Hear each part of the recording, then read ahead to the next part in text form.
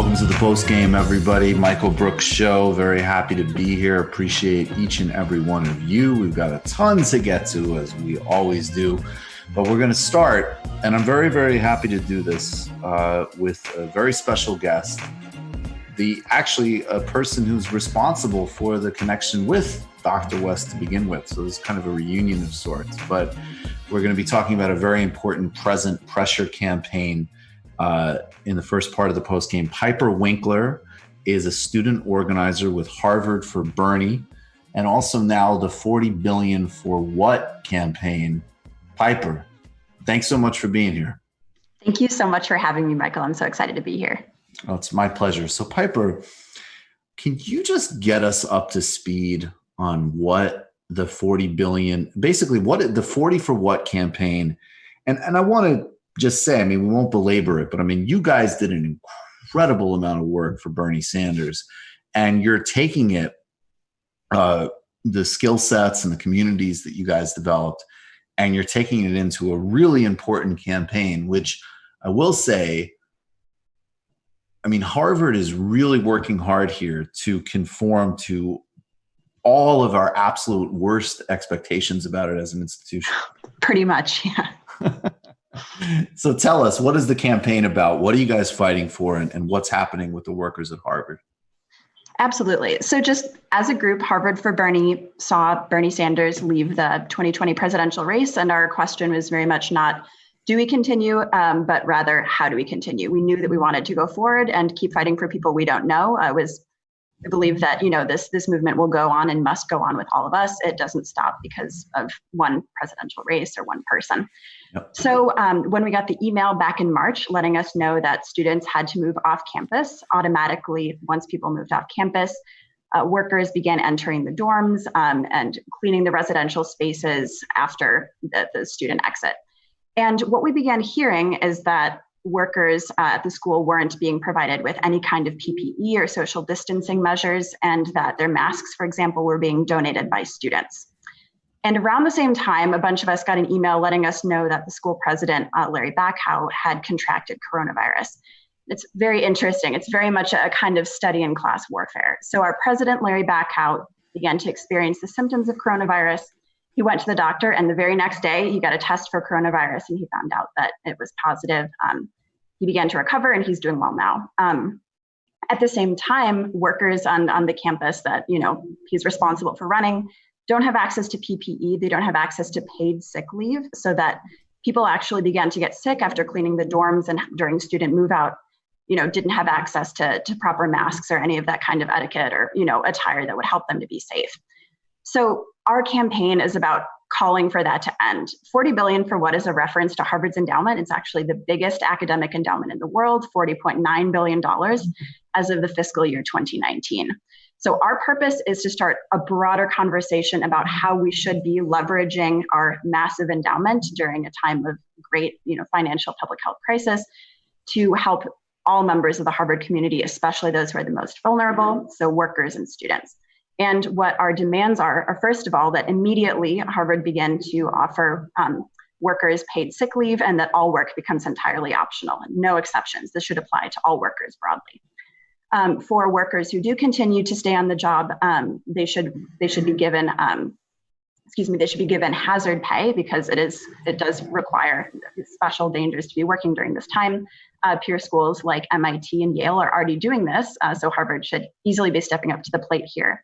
We're also saying that workers should be given PPE and social distancing measures should be enforced. Really basic stuff.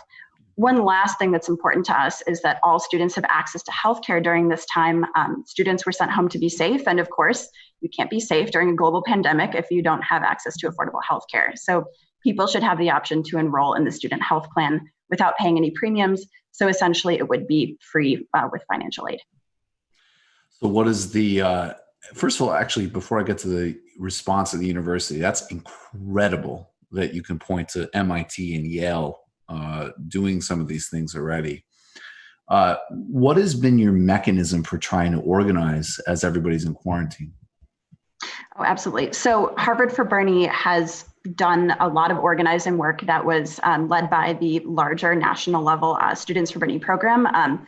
some of the things that we learned about during the Students for Bernie webinars, which were on Zoom long before it was cool, we're doing things like relational organizing, which is something that I'd really recommend to any organizer. Being able to keep in touch with the people in your network, checking in to see how they're doing, what efforts are important to them, and making personal connections.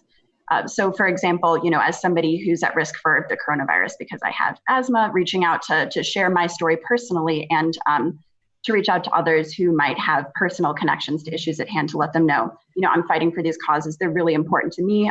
They should be important to the people who are in my circles, and that, we all ought to be in this together as a project of solidarity to stand up for workers and students during this time. So I think relational organizing really has helped us all stay together, stay connected on things like Zoom and Discord. We have our weekly meetings where we share all of our efforts and plan what happens next. And so that's been things like video launches of testimonials, sharing our petition. Things like that have been, have helped us to very much keep this campaign moving. Awesome. How have you built bridges with workers at the Harvard campus? And how do you make the connection between students and people who work at various parts? I mean, people should really think of just how incredibly complicated universities are to run. It's a huge amount of people working. How have you kind of built out those relationships, and how are you doing it? Oh, absolutely. So I and other organizers with Harvard for Bernie have been lucky enough to work with some really amazing labor members of the labor organizing community on Harvard's campus. So the Student Labor Action Movement, SLAM, and the Harvard Graduate Student Union, HGSU, have both been very helpful to us. They've helped us to get in contact with workers, and they've provided feedback and actually helped us with the wording of our campaign demands. So having connections like that, and we both Harvard for Bernie members and HGSU SLAM members really see this as a larger opportunity for solidarity. We know there's power in numbers. Obviously, the power in numbers of Harvard comes in the power of how large the endowment is, how powerful and large the administration is. But we know that working together with all of us, we have a much greater chance of being successful. Absolutely. So what has the response of the university been so far? So far, they have not responded to our demands at all. They've essentially moved forward in their program of belt tightening, austerity. We've heard about hiring freezes, salary freezes, but we're very much determined to continue in such a way that we're impossible to ignore. And so our movement is really gaining traction. We're getting more signatures on our petition, more videos, testimonials from workers and from students. So things are only beginning for 40 billion for what? Do you feel sometimes, and I've heard the phrase that Harvard is not really a university. It's a prestigious learning program attached to a hedge fund? Oh, very much. Yeah, there's very much a sense of the Harvard brand. And I think this has basically been an incredible crash course in political will for me, because a lot of my conversations with people about what's possible to do with the endowment, my rhetoric about let's use the money to provide PPE, to provide paid sick leave, have been met with criticism like, well, the endowment is tied up in a bunch of really complicated ways. You can't just spend this money all over the place. It's earmarked, some of it has to go to our $700 lawn chairs. It's really, really important that we have $700 lawn chairs, obviously. Of course. But, I'm very much aware of the fact that Harvard can spend money on whatever it wants to. If it wants to shore up enough funding to be able to support its workers and students, it'll do that. If it wants to use that money to, invest in fossil fuels, well, we certainly know it's good at doing that too. So absolutely. I think the Harvard brand makes very clear decisions at times like this to save money and to not put it toward the well-being of its community. And we're hoping to turn that around. How do you see this as connected with all of the other movements that are starting to take place, like the Amazon strikes, people's walking out at work, and the kind of real incredible opportunity? I mean, you do look at the founding of important things like the Workers' Party in Brazil, that the relationship between students and workers and other people involved, it does always seem to take shape around really concrete political projects like this with very direct material demands. So even as Harvard is being very disgusting, and I'll say that that's my editorial, so leave your student be. Do you see how this not only is obviously incredibly important and basic for the Harvard campus, but also fits into a bigger struggle and bigger trends? Oh, absolutely. I mean, certainly with the way that a lot of Students for Bernie groups are operating right now, again, moving beyond the movement simply to get Bernie elected, which was never what it was really, only about. It was obviously more about a larger project of political revolution. I've talked to a lot of other campus organizers who are doing the same kinds of things on their campus. University of Kansas, for example, the University of Connecticut is running an amazing pressure campaign that's getting out the word about the fact that student dining hall workers aren't being paid. Everybody Eats But You Kahn is the name of their project. So I think, yeah, absolutely. People are realizing that the question being asked right now is, which side are you on? I think before the coronavirus, it was easier for institutions like Harvard or UConn or Amazon to put up the front of, we're taking care of our workers, we're creating a nice environment and we're putting out a good product for our customers, which is essentially what Harvard students are. We're customers, you know what I mean? Yeah. But at the end of the day, the which side are you on question comes up during the coronavirus. We see exactly how much they're willing to cut funding and, when the belt tightening has to happen, the austerity has to go into effect. It's for the people who are the most marginalized. So that's become really obvious. And I think across the board, organizers are going to tap into that energy. What can we do to help you guys? So wonderful. Well, thank you for asking. I think right now, one of the most important things people can do, please go to check out our info sheet. You can go to our tinyurl.com/40 billion info. You can also check out, and please do this, and if you can share it as well, you can sign our petition, which is tinyurl.com/H4B petition. And anything that you can do to spread the word about this would be so appreciated. We know that every day that our demands aren't met is another day that Harvard workers are going without adequate protections on the job. They're not being paid, they're being put in danger. Students don't have access to adequate healthcare. That's not a reality I can live with, and it's not a reality Harvard for Bernie can live with.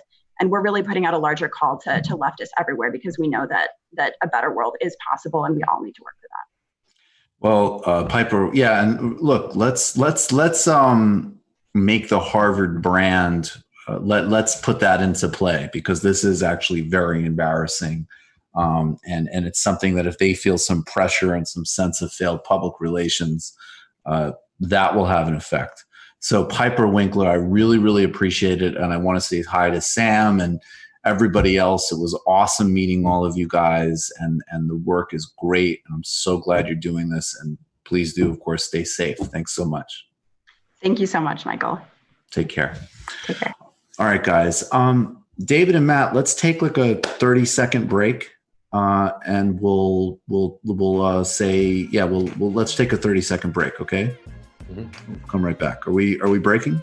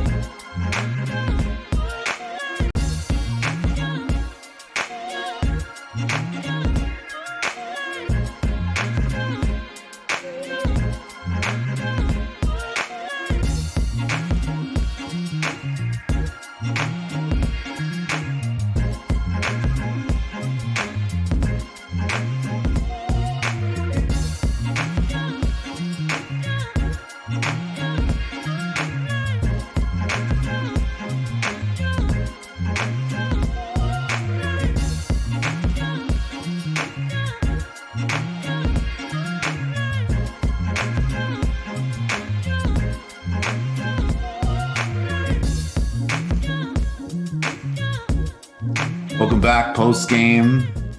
Joining us, as always, is our great friend, colleague, and comrade, Ben Burgis. I was just thinking of how we don't need to be attached to, words or affects that might undermine our efforts. But I will say, because I'm on not as much as you are, Ben, but I have been on a little bit of a hitch kick.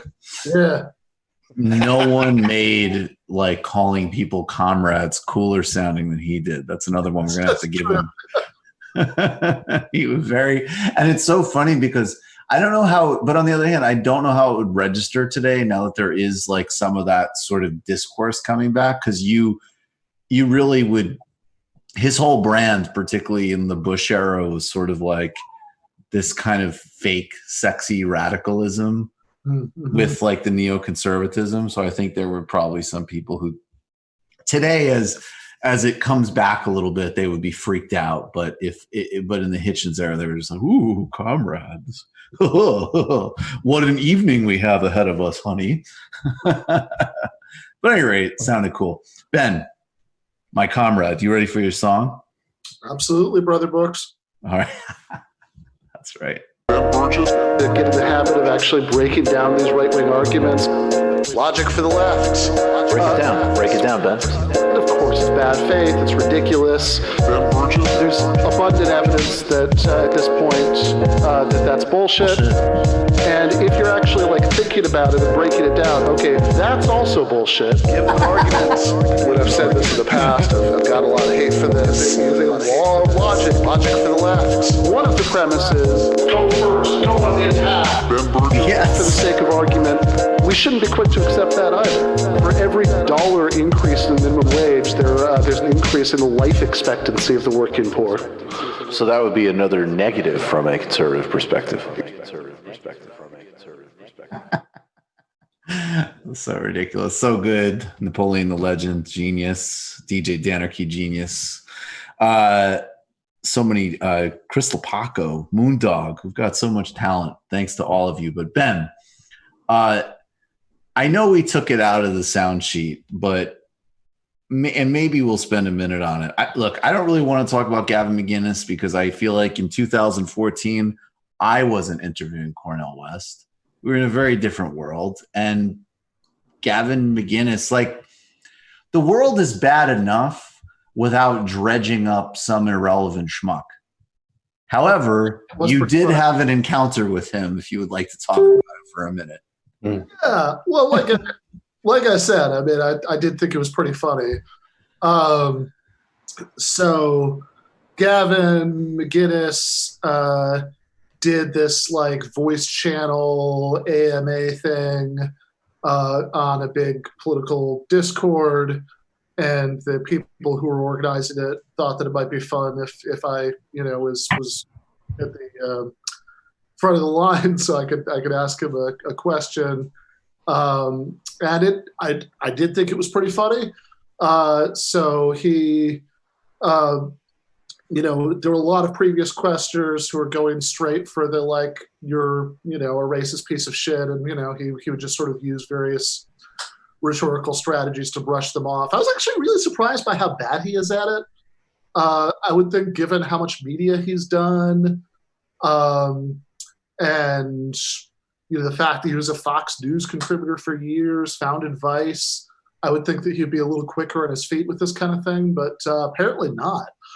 My only fear, the only thing about Gavin McInnes that is in any way interesting is that he has, I've told this not a million times, but I know I've told the story when I finally did a little bit of let me kind of see what's going on with this guy. And I listened to the Buju Banton episode of his podcast where he told the story of a great reggae star, Buju Banton, who was essentially entrapped in a kind of bogus drug case. And he, and look, the guy knows how, I'll give him, he knows how to tell a yarn. He knows how to tell a story. He knows how to, do sort of self-aware, stupid accents, which is, I could certainly attest as a skill.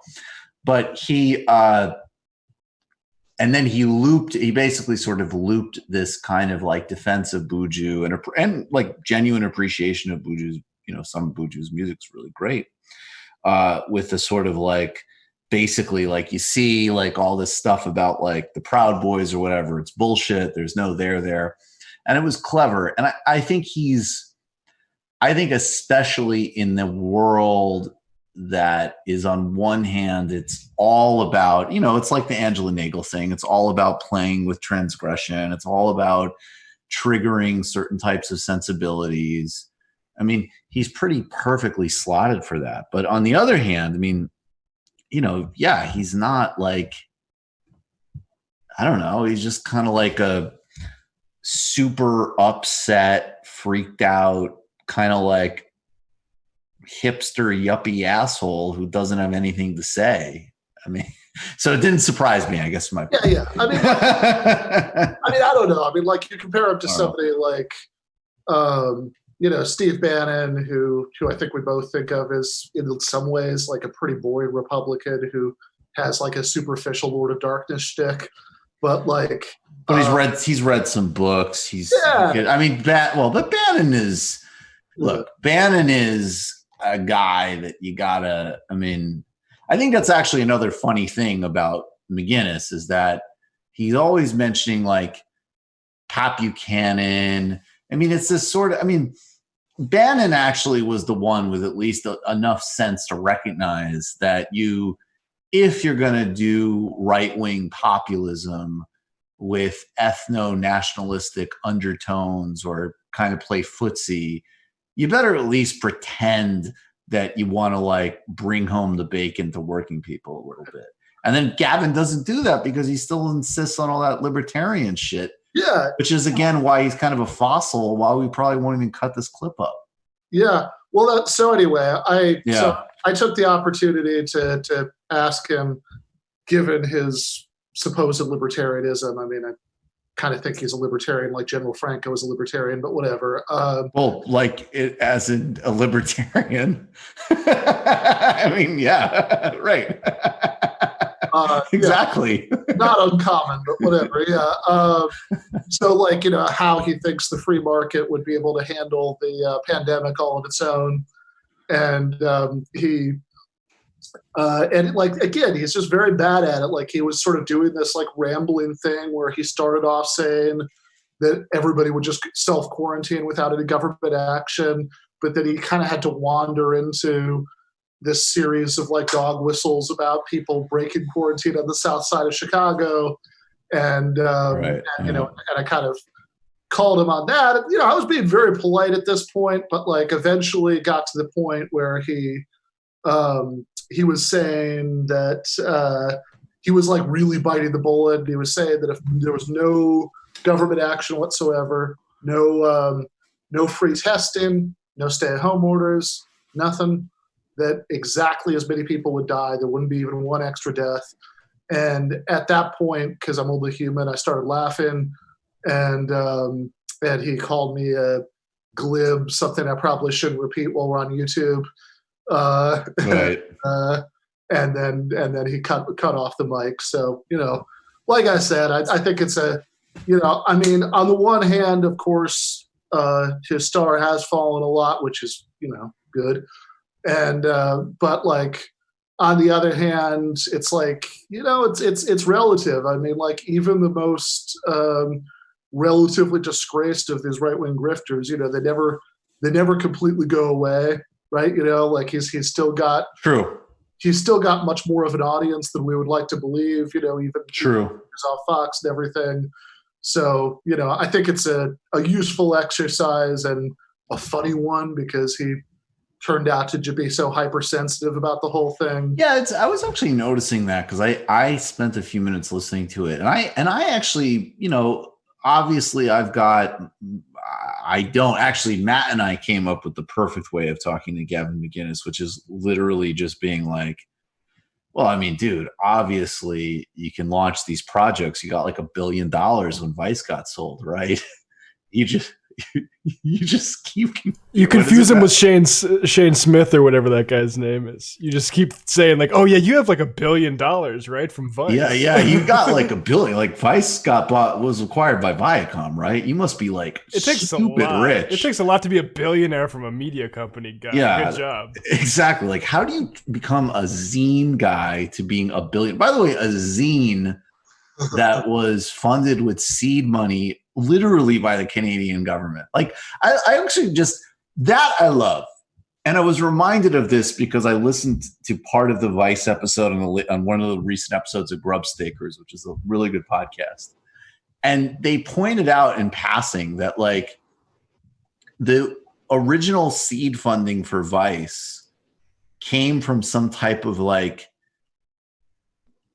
government, like Canadian grant money to like support, I don't even know, like the arts or small businesses, like basically precisely like a case study in conservative bullshit about where government money goes, right? Like, you want government, like the next thing you know, you'll be giving money to a couple of like rich hipster assholes to move to another country and do like fucking style guides in Williamsburg. That's what you want big government for? Like, I just love that it tracks to that too, that they literally, but anyways, yes.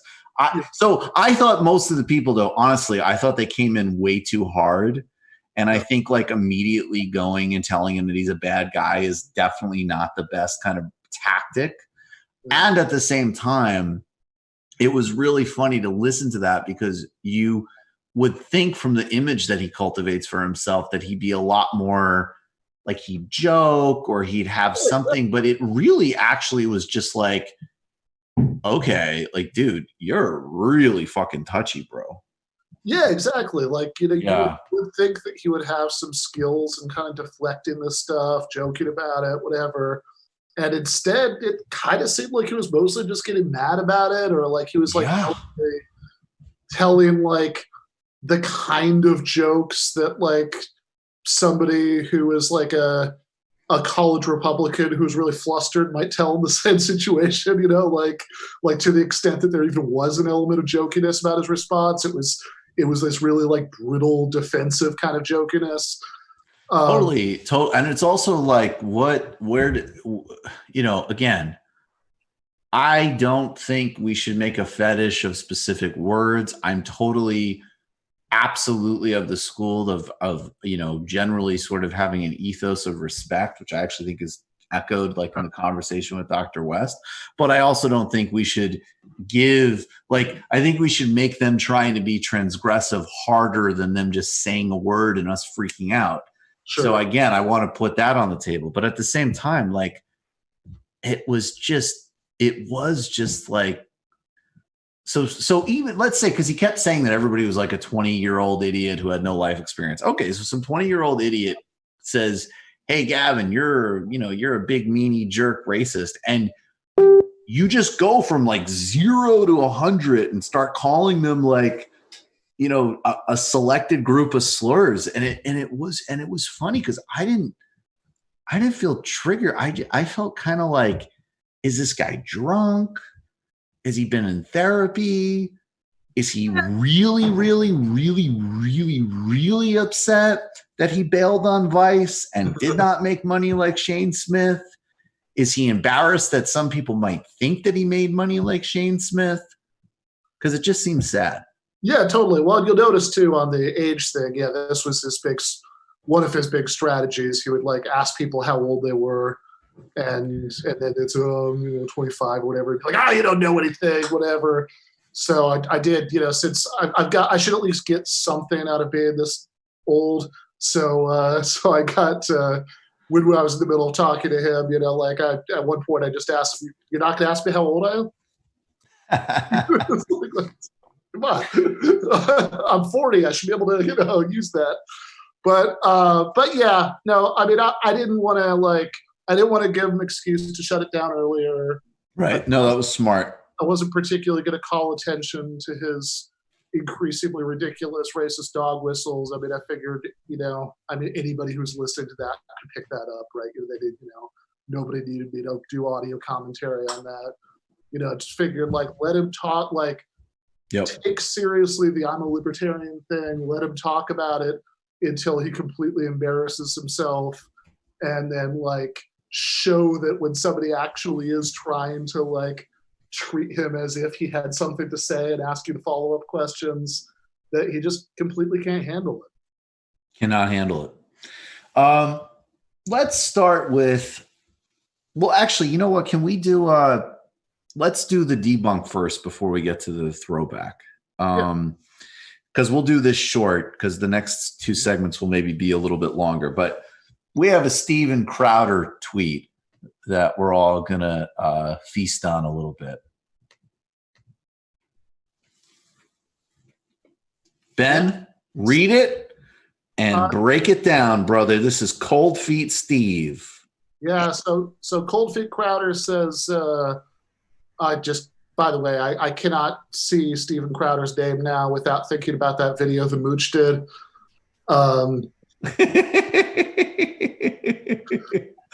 Oh my God. You mean the cameo? Yeah. Is there a way we could find that? I swear to God. You know what, Ben? Yeah. You started explaining this. I'm going to see if I could find that. So Crowder says all businesses are essential to those who rely on them for a living. And this is a pretty straightforward debunk, partially because Crowder is kind of dumb enough to do this in this totally transparent way, right?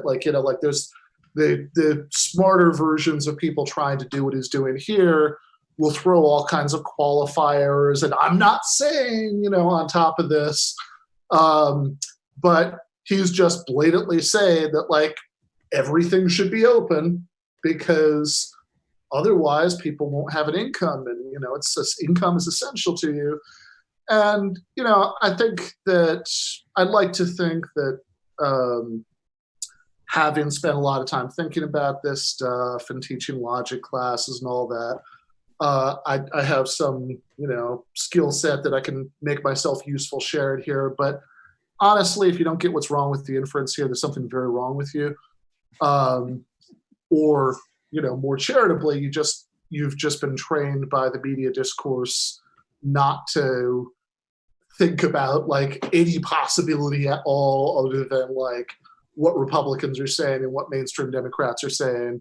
Because the obvious objection here is, yeah, you're right that the check is essential, but the check and the showing up to work at Applebee's during a plague can be separated. Right? We can disaggregate these.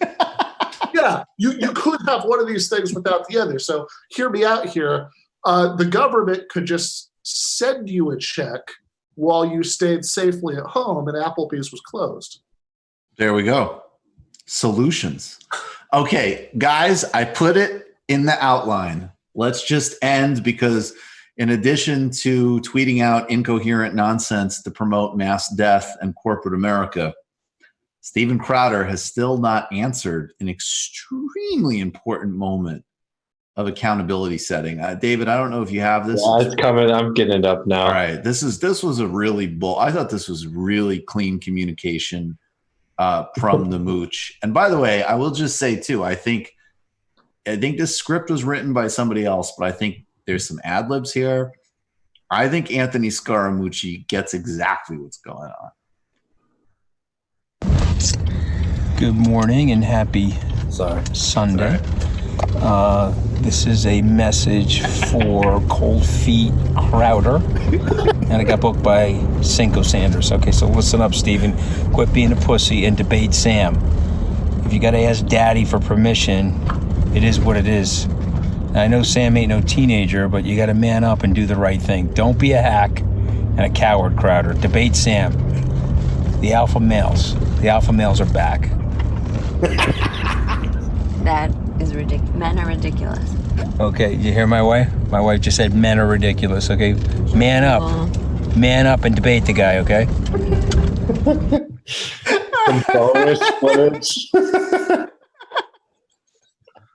You know what's amazing is I mean, when that was happening, obviously, like I think Jesse Lee Peterson pulled his one down, all of this stuff, and a lot of them just didn't even, clearly had no idea what the hell was going on.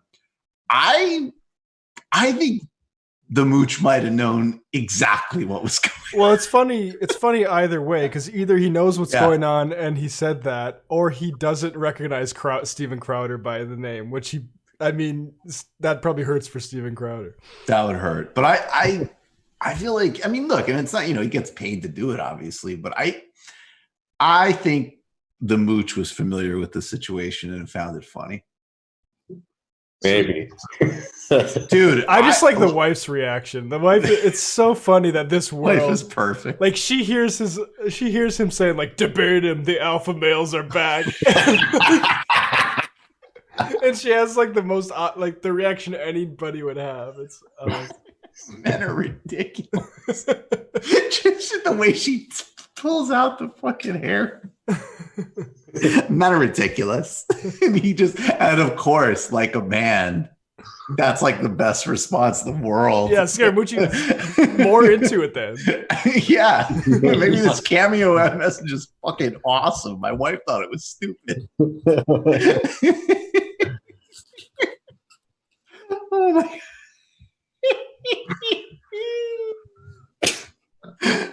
Oh, all right. I need to break myself off here because I honestly could just sit here and play that again and again. I think I listened to that at least a dozen times when that first dropped. And of course, this all goes back to a great telephone conversation, which was publicly played, where a representative from Politicon said that probably Steve would not be ready to debate Sam Cedar because he was getting quote unquote cold feet. And his dad maybe thought, it wasn't the wisest move, which by the way, good management, Dad. That recording lived in my Gmail inbox for like a year plus before we ever surfaced to the public. And periodically I would like have to search it and I'd be like, oh crap, did I lose the Crowder evidence? And like every 3 months I revisit it and it was funnier every time I listened to it.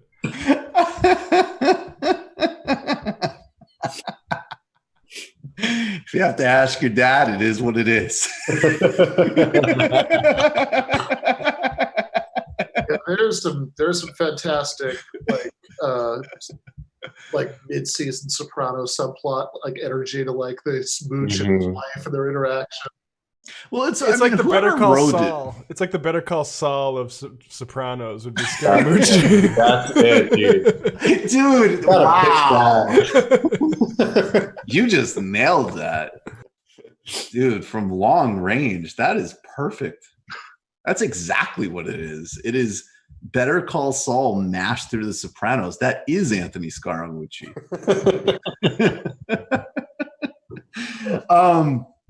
All right, let's go to Colburn in a minute. I want to talk about China. Yeah. So I did a commentary. Everybody should watch on the last week of the new weekend show that Ann and I are doing for Jacobin on the sort of the left and China. And we're planning a lot more work in general, not only on China, but also Asia. I think it is, again, really important that in relative geopolitical terms, there is going to be a power reshift back east. And of course, China is the most important element of that. But this is also, this is a landmass that implicates, most of the world or a majority of the world. We're, obviously the Middle East, Central Asia. We're talking about, and obviously South Asia. So it isn't just China, but China is the rising power. We already live in this G2 world, and the conversation is just a total mess. And what we're going to start with is we're going to play. I did play these ads. I think at least one of them in the in the commentary I did for Jackman. I recommend everybody go watch that and subscribe in general to the Jackman channel. But let's talk first about basically, obviously there's a huge amount of xenophobia and warmongering, I would say, essentially on the border of warmongering coming at China from the right.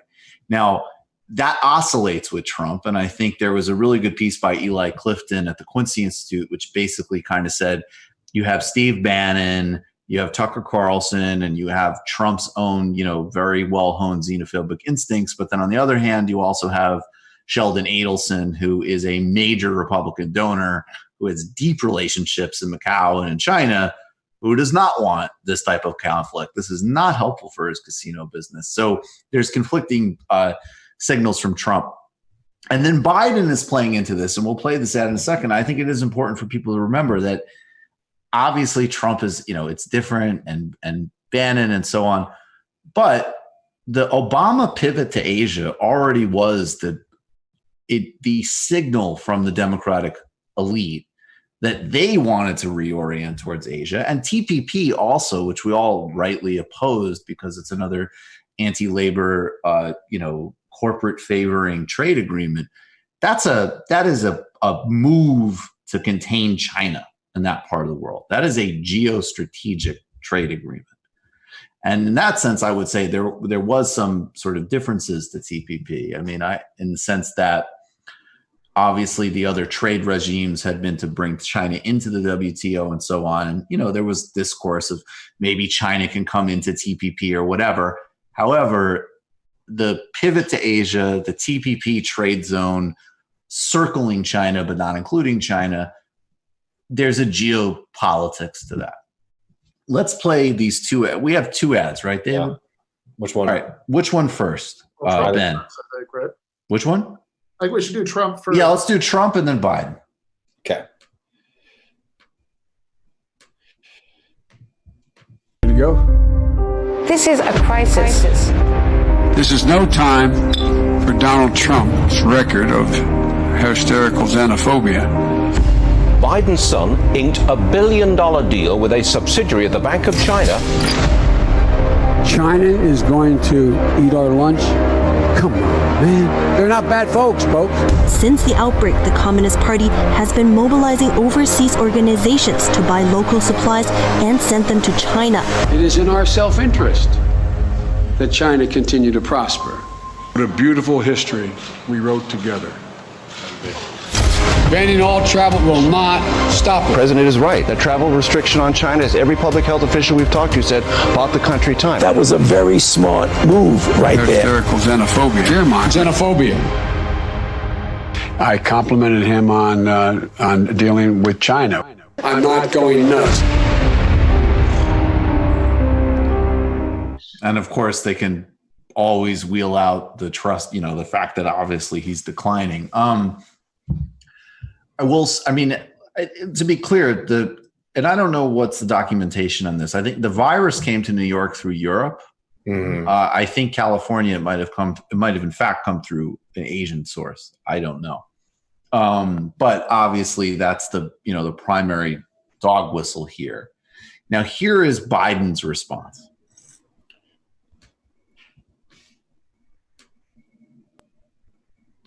He failed to act. So now Trump and his allies are launching negative attacks against Joe Biden to hide the truth. Here are the facts. Joe Biden warned the nation in January that Trump had left us unprepared for a pandemic.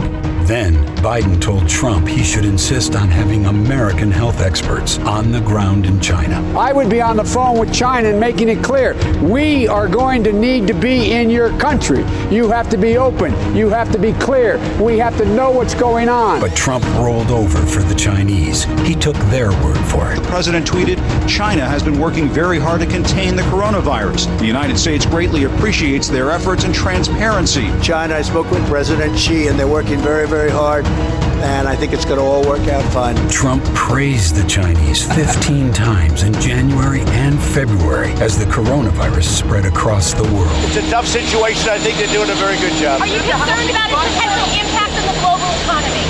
I think that China will do a very good job. Trump never got a CDC team on the ground in China. And the travel ban he brags about? Trump let in 40,000 travelers from China into America after he signed it. Not exactly airtight. Look around. 22 million Americans are out of work, and we have more officially reported cases and deaths than any other country. Donald Trump left this country unprepared and unprotected for the worst public health and economic crisis in our lifetime. And now we're paying the price. All the negative ads in the world can't change the truth. That is a great visual at the end of Trump looking like a child while she is talking. Again, I'm going to just be like balls and strikes on this stuff. So like the first part, the way they tied it, and the Trump ad, the way they tied it to Biden's senility is very smart. And the way those visuals of Trump looking like a bloated child while she talks, very, very effective advertising. So I want to get to the bigger dimensions of this, but Ben and everybody else out of the gate, let's talk about these ads. And, let's not, it's obvious what's problematic in some of it, but I don't want to kind of lean on that too much. I want to really try to think this out a little bit because, just sort of, okay, some of that's bad for sure, but let's try to think this out here, both politically and in terms of how we talk about probably the most important geopolitical story of our time. Yeah, I mean, I think one thing that really hits me about it is how similar the ads are in some ways, right? Like, so the big theme of the Trump ad is Biden is too soft on China, and the big theme of the Biden ad is no, Trump is too soft on China. They both use the same kind of 1950s like Cold War fear mongering, where like the Trump ad talks about the Communist Party of China. While you have images of goods being shipped, I think, and the Biden ad has like shows like Chinese people marching in like slow motion with red flags and with creepy music. But I think that I don't want to absolutely say that this isn't going to be, the Biden ad isn't going to be an effective response, because I don't think we know that. I think, as you said, there are some things that are smart about the way it's put together, but I don't know. I just keep on thinking about like John Kerry in 2004 trying to out-hawk George W. Bush on the war on terror. Mm-hmm. That it really feels like if Trump's big move is don't blame me for, telling people in late February that this was the flu, blame China, and Biden's big response isn't to question that deflection or try in some way to refocus things on what Trump did domestically, but it's just to accept the premise that it's all the fault of China, but like try to like adjudicate the details, right? Like, no, you're right, but like you're even more in bed with China than I am. On the face of it, I have to say my first reaction is that seems like a losing strategy. Thoughts, guys? Yeah, I think it's total loser. I mean, it's the problem I have with the Biden ad is it's so defensive and it's reacting to Trump's assertions, but it conveniently, as he always does, overlooks the personal petty corruption angle that is in the thing. Just don't mention that, and people are going to notice that wasn't defended against, even though this whole fucking video is a response. And then, then you just instead go with the xenophobia, which of course that's Trump. He's going to fucking crush that shit. So like, just because you said Chinese instead of Chinese government, you think that's going to move the needle at all? I mean, I don't know. I'm not, I think it just, I see loser all over the Biden ad. And not just because, of the word Chinese. I mean, it's just like, this is where we're at now, is you're playing catch up with Trump saying you're weak on China. Like, and if you're really going to appeal to anti-China xenophobia, I mean, my instinct is that Trump is just going to be better at that. Yeah. I mean, it's I just say that I think Matt's hits on something that's very important to just for this campaign going forward, is that Biden's son's corruption scandals, they play with people in a way that the Trump stuff just hasn't, seemed to stick. But I'll tell you, I mean, we all know what's problematic with those ads, but it's a worrying development, just because you see there's so many people on the more like liberal Democrat voter side who just you get this feeling that they feel left out of like the xenophobia and the saber rattling and stuff. So I think that, this Biden ad was a pretty clear indication that, that's the tendency that's going to be played to going forward. And yeah, I don't know. I mean, the Biden campaign is going to be it's a center right suburb campaign. I mean, again, this also goes back to, being real. But I want to just say one thing about the ad, and then let's broaden it out to the left and China, which is the bigger long-term conversation. I think that that's true, a lot of what you're saying. And I think that I wish, frankly, that there were strategists around Biden that had the balls to just say, let's see if we can do a Trump, in the sense that we're going to go after the petty corruption, which explains all of it. And who gives a fuck what they say about us? Right? Like, just do that. And then, frankly, and this is another reason, very practically, while the same type, and I don't mean, again, I want to really distinguish here. As soon as you start saying the Chinese and that ridiculous clip of Biden saying we're going to be clear, which he really went after in the debate. I mean, this was clear. His last debate was Bernie. And the whole way the question was framed about punishing China, I mean, they're already deeply on board for this, including, obviously, the corporate press.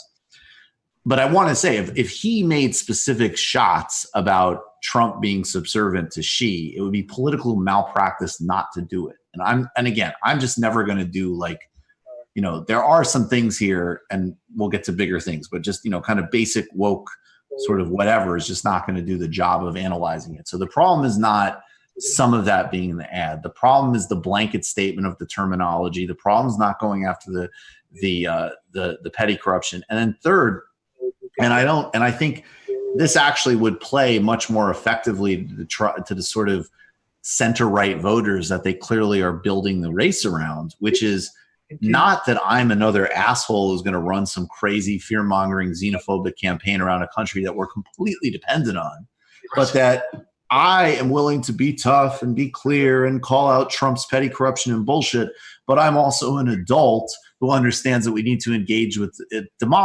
diplomacy with our largest partner in the world. And there is a way, especially if the whole campaign you're running is simply about normalcy, of selling that instead of selling, I'm sort of doing the same thing. Yeah. I mean, I think that's the reality, though, is that I hear Trump in the background. I don't know right now. Per capita as an example. We need to get that off. Yeah. It might be me, so give me a second. Okay. All right. Sorry, David, go ahead. Oh, I mean, just saying, I just think that what that ad shows is that, the Biden team isn't going to think in that kind of strategic way, and they're going to try and outright wing Donald Trump, which is scary. One, because I don't think he's going to be able to beat him on that. And two, because it just sets the stage for, much worse conflict going forward. So now let's talk about the left and China. I'll just set up, I'll set up basically the parameters that I think, and then just get everybody's thoughts on it. And as I keep saying, we'll keep doing a lot more coverage on this. It's very hard to find people on this, frankly. I think most of the people that come out of, and look, I think Steve Cook is awesome. He's a friend of mine. We obviously don't agree with everything, but he does really fascinating work. So I will talk to people aligned with the defense and intelligence, not directly those things, but I will talk with people aligned with think tanks and who have strategic biases, certainly with the Chinese government, certainly with the Europeans, with the Iranians, with the Saudis, with the US, with the Singaporeans. That's part of understanding global politics. But I will say a big hesitation I have about a lot of think tank and scholarship I'm seeing on China right now is it does follow extremely similar parameters. It's very saber rattling. It's very much sort of like it was cool when China was a big sweatshop, but China trying to develop their own 5G, their own the role in the world that they are just inevitably going to play is some type of a problem. And we're not going to do coverage like that. Mm-hmm. Now, I love interviewing, someone like Pepe Escobar, and who's brilliant, and I learn a lot from. Obviously, I think he's definitely much more sympathetic to the Chinese government than I am, I think. Although again, hopefully I have him on again soon. I learn a lot from him. But I think that we have to figure out how to recognize that there is a emerging consensus. And go back in the archive a couple of months ago, we played that clip of Steve Bannon and Thomas Friedman having a love-in. And, they're so different. Steve Bannon's a nationalist and Thomas Friedman's a globalist. They were sitting there reading from the same songbook about how China's ripping the United States off and we need to partner with the corporate sector to hold China accountable, blah, blah, blah, blah, blah. So there's going to have to be a left pushback against a hypocritical, xenophobic, warmongering approach to China. Then there's going to need to be a third thing, which is the realist dimension of all of this, which is not making, and frankly, we need to do this more at times with the United States. How does something just work? Setting aside, you need to understand, and it's very hard to understand, and I would not trust most popular mainstream media presentation of how China actually works, whether positive or negative. I don't think we have in any way a deep understanding of the power balances there. We know that Xi has given himself more power relative to previous Chinese leaders, but we also don't know the coalition that allows him to do that. Mm-hmm. There's always a coalition of power. There's always, even the most caricatured place like North Korea has different variables in place to manage power. There's just no place in the world that doesn't work like that. And I don't think we have a very deep understanding of what those Chinese dynamics are or how they view their own foreign policy or what they're actually trying to create. And that's the objective domain that we have to study. Now, the third, we can acknowledge how many people they've lifted out of poverty. We can acknowledge the extraordinary hypocrisy in U.S. foreign policy. I've gotten the pushback and I've tried to read the sources, and I have not read anything that can convince me that it is not a form of state capitalism. Now, maybe if you want to say it's a state capitalism as part of a decades-long transition to communism and its plan, look, I think that's extremely optimistic and giving a nation state credit that I wouldn't extend to almost any nation state. But right now, as it is practiced, we're talking about state capitalism. And we're certainly talking about, even if we complexify different situations, obviously various forms of what we would call human rights abuses and an alternative to the internet and to communication, which there needs to be an internet to a contrast to Silicon Valley platform capitalism. I don't know if that alternative is emerging from China. So these are hard questions and they're serious things that we have to explore. And we need to give, and be able to take all these things into account. But anyways, guys, please. Yeah, I take the idea, I think, look, with any state, like any state, right, anywhere, same standard I would apply, the United States, any, places I'd be more sympathetic with, right, anywhere. I think you have to judge state actors by what they do and not what they say.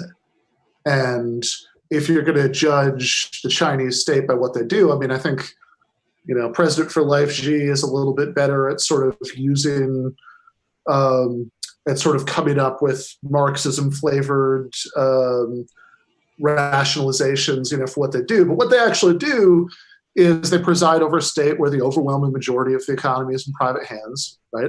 Whatever you think about systems like China had in the 70s, it's not that, right? Like we just put that issue to one side, right? Overwhelming majority of the economy is in private hands. You certainly can't legally, it's organized a trade union to fight for better conditions, although people do a lot anyway. They like students who read Marxist texts because it's part of the iconography of the state, and then take it seriously and go out and help, workers who are trying to organize and strike or disappeared. So I think it is important to push back against the part of the left that sees China as any kind of like defensible model of society. I mean, I think that it's really important that it's not even just like a situation like Cuba where we could acknowledge undemocratic and authoritarian things, but like, wow, they're doing a lot of good things, right? It's not, and it's also scale. I mean, Cuba just has a heroism to it that is, and also, again, context is not justification, but there is a bigger context upon which, those systems in Cuba have developed. So I think I agree. I think comparing Cuba and China is, look, maybe if you're looking at really specific things, it could be useful, but overall, that's apples and oranges there. Yeah. But wait, so you guys don't consider Foxconn factories in Wisconsin to be beachheads of communism? I do not. It's socialism with suicide net characteristics, but look, the important thing is that you can walk and chew bubblegum here, right? All of that is totally compatible with saying that belligerence towards China and demonizing China is both bad and reactionary, as well as just being incredibly stupid, just given the realities on the ground of what any kind of conflict, even cold, much less hot, with China would look like in practice. It's also not, just to say real quick, it's not because you're trying to, I think Mark Ames had a good shot at somebody who had a kind of, very thoughtful, like, we need to oppose xenophobia and demonization, but we also need to speak honestly about the CCP. And Mark Ames kind of did look, this is actually a very fair point generally of like, right, great. Like, it was so important that everybody talked constantly about how horrible Saddam Hussein was to prove that you weren't a monster before the United States unleashed hell on Iraq and the wider Middle East after the hell it unleashed on Afghanistan. And I think there's a lot of truth to that point. I also think that, frankly, honestly, you didn't need to know a hell of a lot about Iraq or Saddam Hussein geostrategically to know that was a fucking nightmare, illegal, horrific thing. Mm-hmm. China is a presence in the world in both good and bad ways that just simply transcends, frankly, whether it's like a heroic experiment like Grenada that the United States stuffs out, or, a kind of, a brutal, cruel authoritarian that used to be backed by the United States that the United States snuffs out. China is just a different thing. Well, and we can get into like, Belt and Road and all of these various things. Well, I mean, I would just to piggyback off of that too. And I think, I'll call them, Ben, the literalist left, right? The people who it's like, oh, they say they're this, that means they're that, and I think that there's very serious, debate and discussion. I think that calling it like state capitalism as a way to like dissuade certain people from romantic ideas of it is useful. But I think that the Chinese system, it's so complex, and there are a lot of forces involved in it that I think it's difficult to define in a kind of like simple way like that in a one-liner. And I think that's where people get tripped up, right? Because once you introduce complexity into it, people really just want the quick like moral judgment. Is this the good one or the bad one? And I think that that's where we've sort of fallen into this like really dangerous and short side discussion on the left, where it's just a constant fight between like, well, no, like, China's a right-wing state, or China is the communist, utopia. I think that to hit on what you were just saying, Michael, too, like China's completely different, for example, than like, a system like what they had in Iraq, just in the sense of how embedded the Chinese Communist Party in that system is into communities across the state of China, right? It's not so like set up in a kind of like singular like patronage system. Well, wait, David, this is an important point. You're saying that in that it isn't just like a central party, that there is some like regional variance in how the party governs, and there still are some models inside China that you can see in terms of like how they've done development, how they've done building projects or whatever else that shows like a certain type of government, like it's not politics operates on a different scale there, right? Where it's no question. I mean, obviously on a scale because of the size of the country, but it just operates in a different theater than what we're traditionally used to seeing, right? Because it's operating within the party structure of the Communist Party. That's why, for example, Xi is very skilled. If you read Xi's manifestos, they're very interesting, especially for people who are like interested in Marxism, because they make a compelling argument like from the logic, right? That like this is the transition stage. Xi, for example, doesn't say that China is a communist state or even a socialist. It's actually like that they're just doing the managed capitalism to develop China into so it can have the social conditions for it to move into the next stage of socialism to communism. I guess what I'm trying to say fundamentally is it's just like it's a very complicated society. That doesn't mean that we shouldn't talk about it. It doesn't mean that we shouldn't be able to criticize it. I just think that like the top line conversation that most people have about China has been sort of it's just a caricature, and it hasn't developed to a deeper understanding, I think, on any side for what the state is.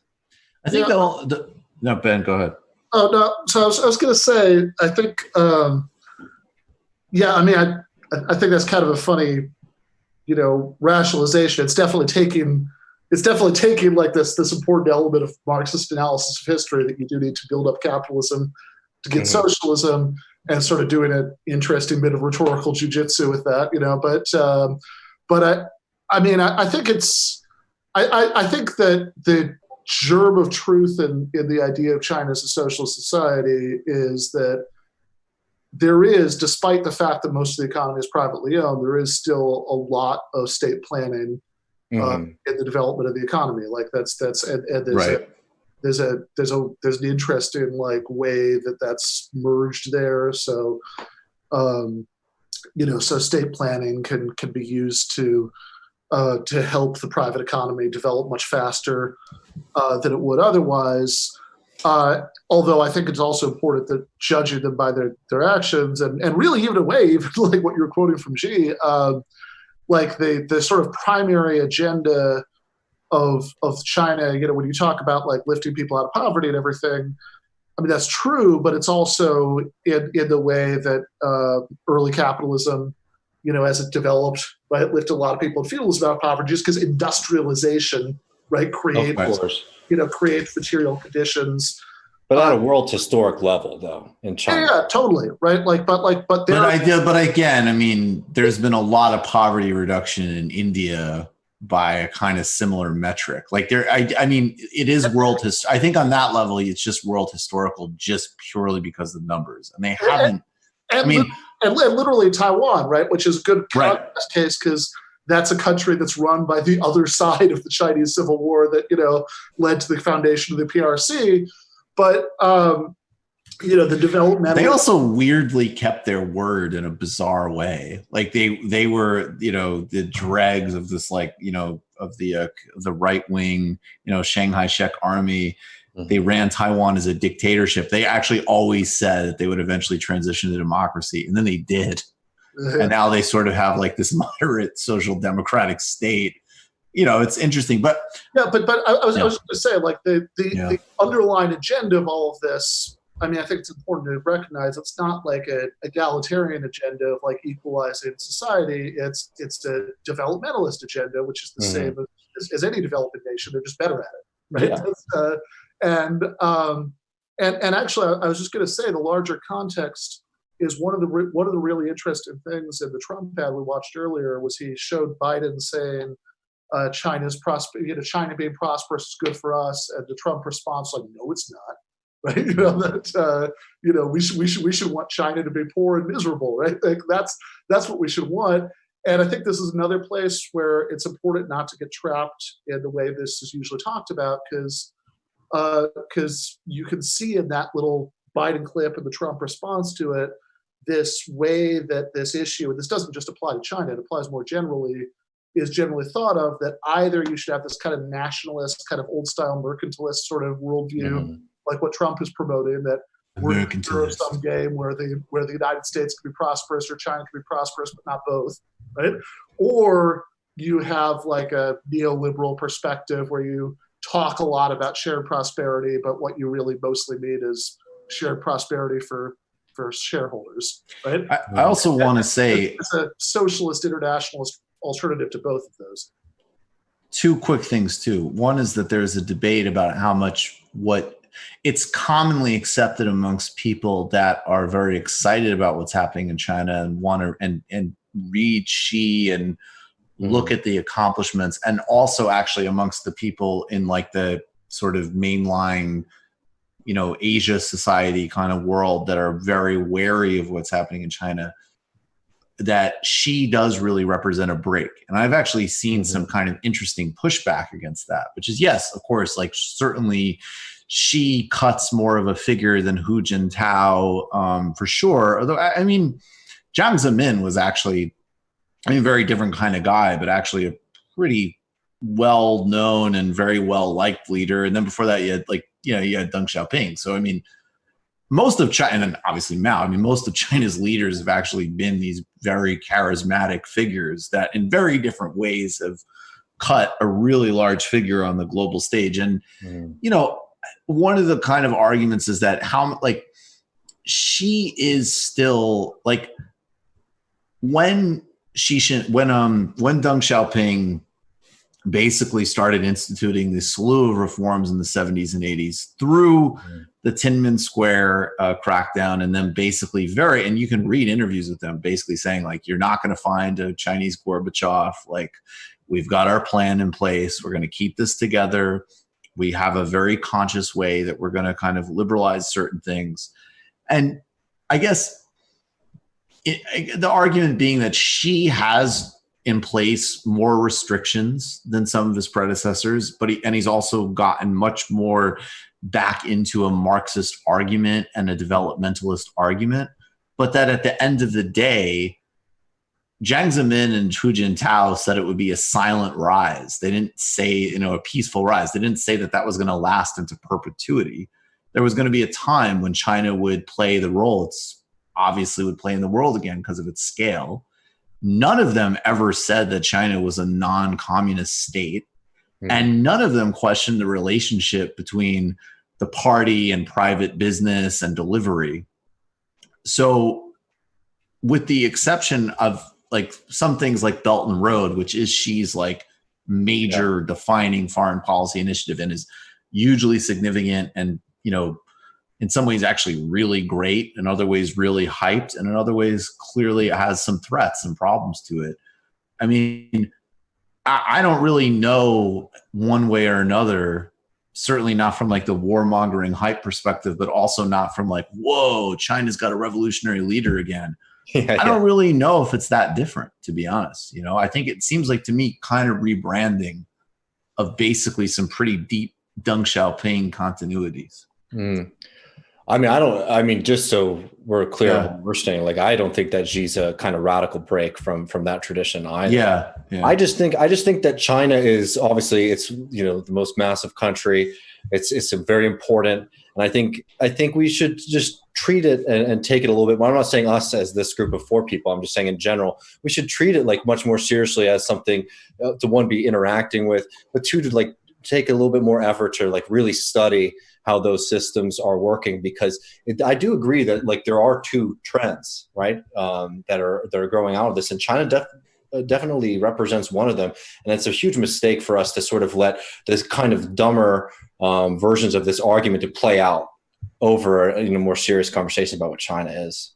Yeah, 100%. I'd also say with regard to the Mark Ames thing, it's I think it depends on context, right?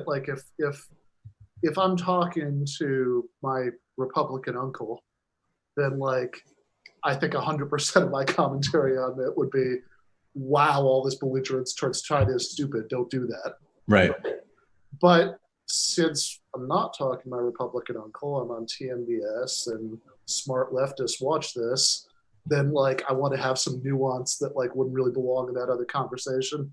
Absolutely. And again, I think one of the things that's actually, and part of the reason why the American deep state, and I will say that unashamedly, part of the reason there's such a deep freak out about China, and paradoxically, maybe some of the reasons you can also incentivize more of that rigor is like, it isn't a country that the United States can just bully.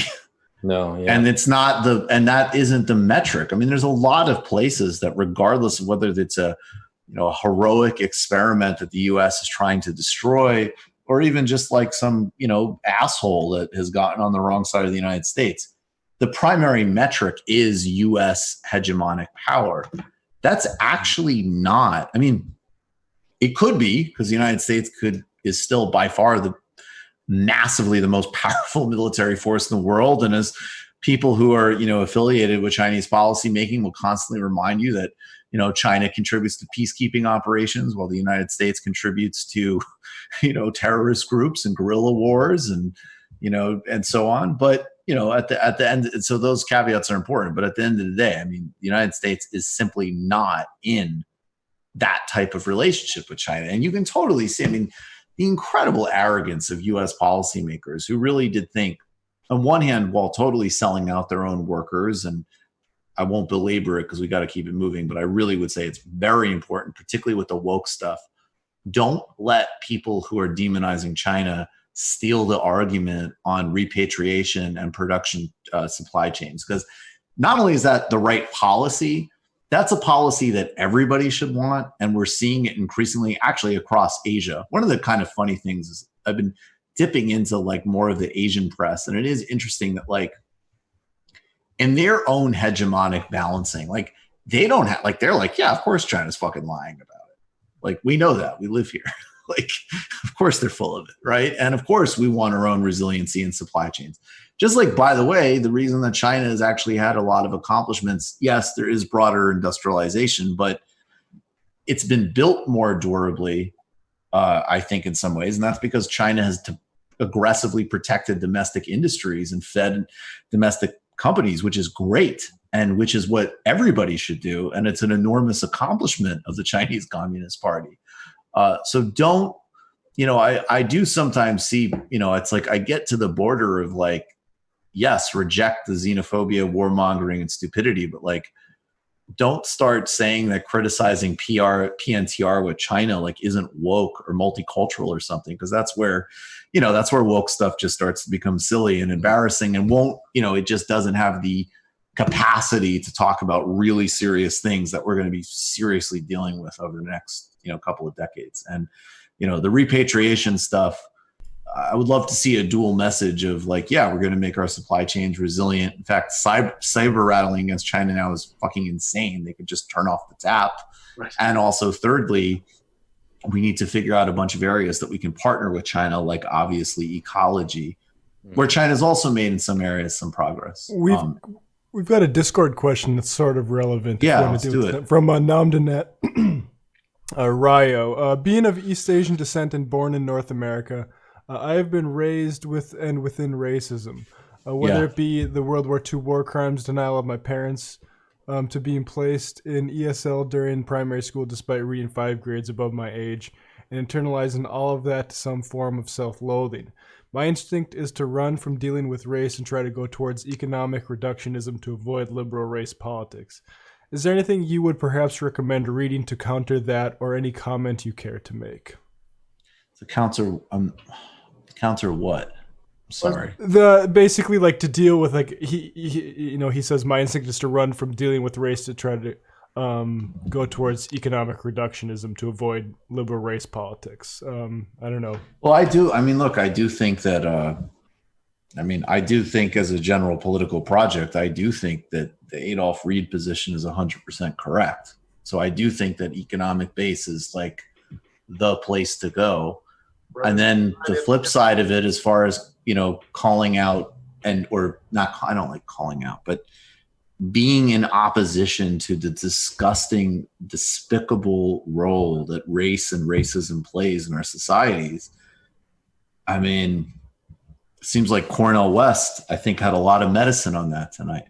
Mm-hmm. I mean, there is just kind of like clear and direct speaking. And again, I criticize the woke stuff because look, at times I legitimately see things just, again, I don't know. Not every criticism of like a Chinese policy is racism, as an example. I do actually see that play out sometimes. And not only do I think that's innately foolish, I think that does in fact play into the hands of people like Bannon or whatever else. And then there's other ways in which I think the critique is true, but it just doesn't do much for understanding these big picture things. But as far as just the fact that there is going to be pressure, and there already is pressure because of fucking, the Chinese virus and all of this despicable shit, that already is hitting the East Asian community in America and globally. Like, that's, again, I don't know. I've got Cornell on the brain. Courage, moral witness,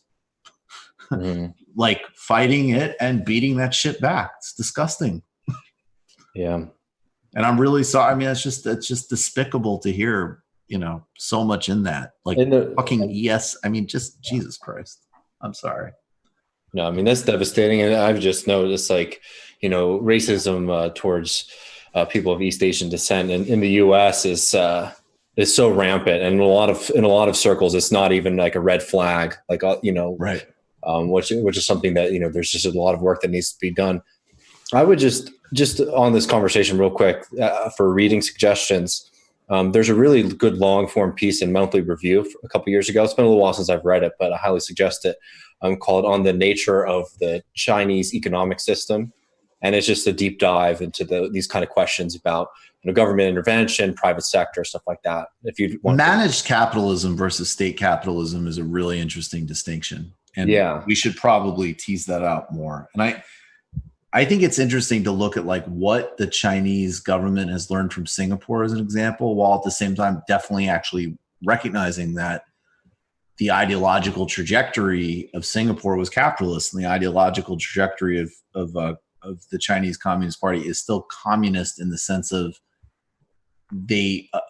that sort of certain type of public role. On the other hand, I mean, my reading is also, though, that frankly, that the folks with some access to the party apparatus that are a little bit more like interested in Marxist economic theories are the ones that are a little bit more softer on human rights stuff, and that the ones who are very interested in consolidating some of the repressive apparatus are the ones that call themselves communists but are reading like Hake and are like aggressive free marketeers. I mean, that's the thing that's wild. it's sometimes a little flip there, right? Yep. All right. I will also say, just like whatever. I mean, anecdotes aren't worth that much. But since we're talking about the China-Cuba contrast earlier, I'll say I have been to both of those places, and in Cuba, it's really striking that at least you feel like you're in this non-capitalist, thing that you sort of realize how much we've all spent every day of our lives swimming in advertisements when there suddenly aren't any anywhere. And it's really striking. And I will say that I did find it really funny. I taught what was it, a couple summers ago in Jilin University in China for a few weeks. And my first morning there, I went down to the bank and to get out some money, some Chinese currency, and I was at the ATM and got all this money that all has Chairman Mao's face on it. And and then I was putting it in my pocket. I was walking up. There's this giant Walmart there in the background. It's the distance here is extreme. Right. Like Cuba, you're literally entering a different physical and psychic geography. Yeah, that's interesting. I mean, the very worthless anecdote, and probably I'm sure he was saying this for propaganda purposes, but you guys know this guy PJ O'Rourke. He hasn't been relevant for ages. He was just some kind of 80s humorist. I'm old enough who that is. Yeah, exactly. Bow tie Reaganite guy. But he was on some show, probably Bill Maher, 10, 15 years ago, and he had just taken a trip to China.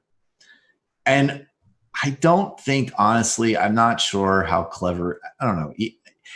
He seemed authentic when he said this, but it was just like he was talking. He was actually had a lot of positive impressions, and out of nowhere, he's just like, I know it's going to be weird for me to say, but they really need labor unions there.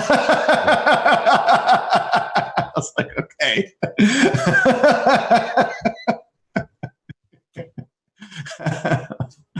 All right, Ben.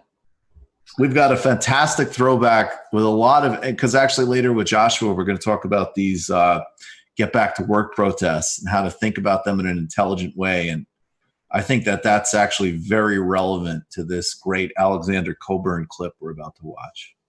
Yeah. I'm actually about 2/3 of the way through a Jackman column about the anti-lockdown protests. And I think that, the Coburn clip is from 2009, I believe, so it's when all the healthcare town halls with the Tea Party protests were going on. And I think the way he talks about it, the way he talks about the protests themselves, about the difference between recognizing the manipulative cynicism of the leaders and the legitimate concerns of the led, and the way he talks about how the left screws up its response, all of it, I think, could apply to the anti-lockdown protests. Yeah, we got to hear. Definitely. Absolutely do the regulating. That here, Wall Street's in greater disrepute in the country than at any time since the early 30s. Yet, it's very dubious that Obama, if he really tries, can get through financial regulation. It's going to go down because, first of all, his own Emmanuel's positions are very questionable. Secondly, the Senate Finance Committee and the finance committees in the House are bought and paid for. And there's no real pressure that is being pushed strongly enough. I mean, I think a lot of the Glenn Beck demonstrators, it wouldn't take them much to be. It's the most stupefying sight to hear these people say that, we're getting into too much debt. It shows how much incredible confusion there is out there, which is being, of course, mercilessly exploited by, semi-insane people like Beck, who's, I think, a total cynic, by the way. I think those talk show shock jocks of the right are totally cynical. And Beck, I don't think he means about it. 2/3 of what he actually says, if you can remember what he said 10 minutes later. But those people, I think it would be, I see 100 articles come in every day saying, we hear the footfall of fascism. The left loves to terrify itself, jumps at every shadow. Oh, fascism, it's in the room again, And that, once you've shouted that, you've then, instead of seeing actually people, confused, frightened people who should be talked to, you're seeing, some picture of a Nazi stormtrooper. It's a stupid way of proceeding, because you haven't gone and asked them what they think. You haven't made any effort to say, well, actually, what you're being used at in the most cynical and disgusting way imaginable is you're becoming a foot soldier for the insurance industry. But what are they meant to think when they look at the Obama health insurance and they realize that basically what the plan is to deliver 30 million people to the insurance industry? And a few years down the road, you won't be able to register your car in the state of California without having to produce your personal insurance card, which would then you'll be, on your deathbed, you'll have the comfort of being cheated out by the insurance company. So people have every right to be dubious about, what the use of the public option is. So there is, I think, a huge number of people who are potentially up to grabs. And one of the problems with the left is it tends to form a small, tight circle with the guns pointing in, and then they fire. Yeah. Well, yeah. I mean, barely anything to add to that. I will just say, and Dr. West is talking about Trump and corporate leadership and maybe a certain tendency in the electorate. But I want to hold those dueling truths where you don't underestimate the unique, profound threat of Trump, which I think is silly to deny. But then on the other hand, you also recognize the ways in which he's just a standard Republican. You also recognize the appeals of right-wing populism that are economic. And then, a lot of these people, look, if you don't think they're reachable, then you're done. Yeah. Well, I don't think there's a whole lot of contradiction between, I think the way we remember the Nazis is problematic from like the sort of Leni Riefenstahl Triumph of the Will, because it focuses on the madness of crowds and like how the people got out of hand. There's a movie about the Wave too, where kids like they just socially conformed into becoming Nazis, basically like that. And instead, what we need to talk about is the political and my cat's literally walking on the mixer. The political and business elite and their complicity with fascism, because that's who fascism works for. Right. That's it. But I love the attitude. I mean, honestly, like this is something that's very important to me. Having, being from the South and having lived in both Texas and South Carolina, I know a lot of people who are Republicans and on that side of the spectrum who are good people. And a lot of them are actually just confused. Yep. And you sit down and you talk to them. I'll tell you, I mean, especially growing up, not only in the South, but growing up poor, right? A lot of people, like, for example, I remember, Rand Paul, right? That moron. Like I have, a friend who like got all into like this Rand Paul thing. And the reasons were, they're like, I think it's time for us to stop fighting wars. And for us to, and it's like, it was a genuine, great reason, correct impulse, right? But there's somebody out there, like a villain out there, who's trying to attract you to their side and then sell you a lot of other nonsense along the way. And that's how the right functions there. And I say this all the time. There's a lot of people where I'm from who are pissed off about the world. They don't like their boss. They see the Democratic Party as the party of bosses. They see the Democratic Party as the party of lawyers and the well-off and people with nice suits. So, I mean, as ridiculous and confused as it is, there's a germ of potential for us to come in and really kind of do a lot of work and radicalize communities that, desperately people are confused and they're trying to do something about it. And it's being taken advantage of right now by the right. But I think this kind of like elitist, like liberal attitude that you look at people who were, like in the Tea Party time and then, today too, who are generally like, they're worried about what's going on and we need to be out there supplying them with answers instead of just saying, oh, you guys are fascists and, basically pushing them the rest of the way into the arms of the right wing. Yeah, there's nothing to be gained for the left from blaming people. Yeah. Can I also just add, that I also love and also that psychological tendency on the left to both blame and demonize people, get inside and have endless infights and stupidity, but also be like scared of its own shadow.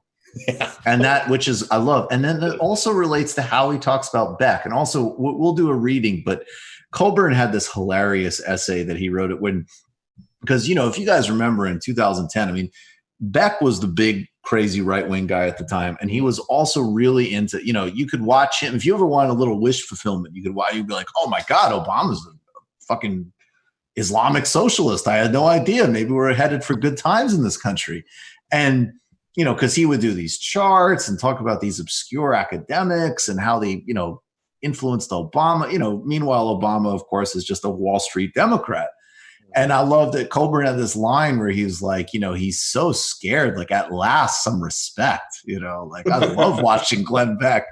And I think like it actually reminds me of the Gavin McInnes thing. It's like you have and part of the reason that we should strongly support free speech is the confidence and frankly, the kind of benign contempt. Mm-hmm. These people suck. They're losers. They're corporate bagmen. Oh, yeah. We have something so much better. And by the way, Coburn's diagnosis of Beck has been proven out so much since then.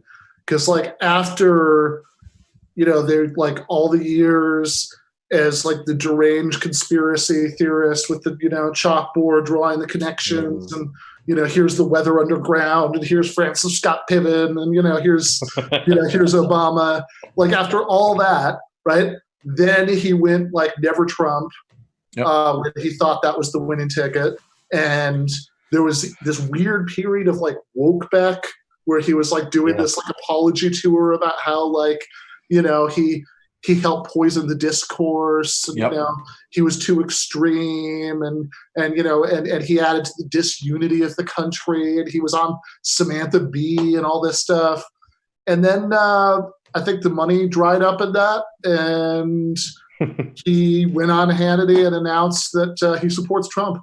Oh, there was no. I mean, there was a wash up, and I think he was banking on the idea that Trump would lose, and he would buy some mainstream credibility, but also retain the right and kind of say like, "Hey, look, you guys, you lost the way," and because I think he was trying to be like kind of white guy Oprah, and then Trump won, and the thing just fell out, and now he's. And now, yeah, I think he, now he's just a big Trump guy.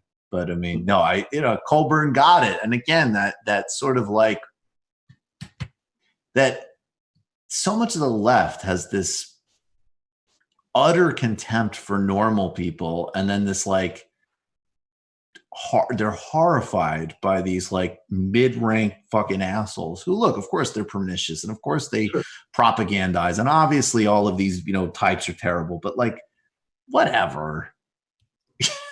Yeah. Totally. And it's such a weird combination too, because on the one hand, there's this kind of delusion that you can like write off, like that you can win politically at the same time is like writing off the entire population of people who are kind of like confused and buy into some Republican talking points, right?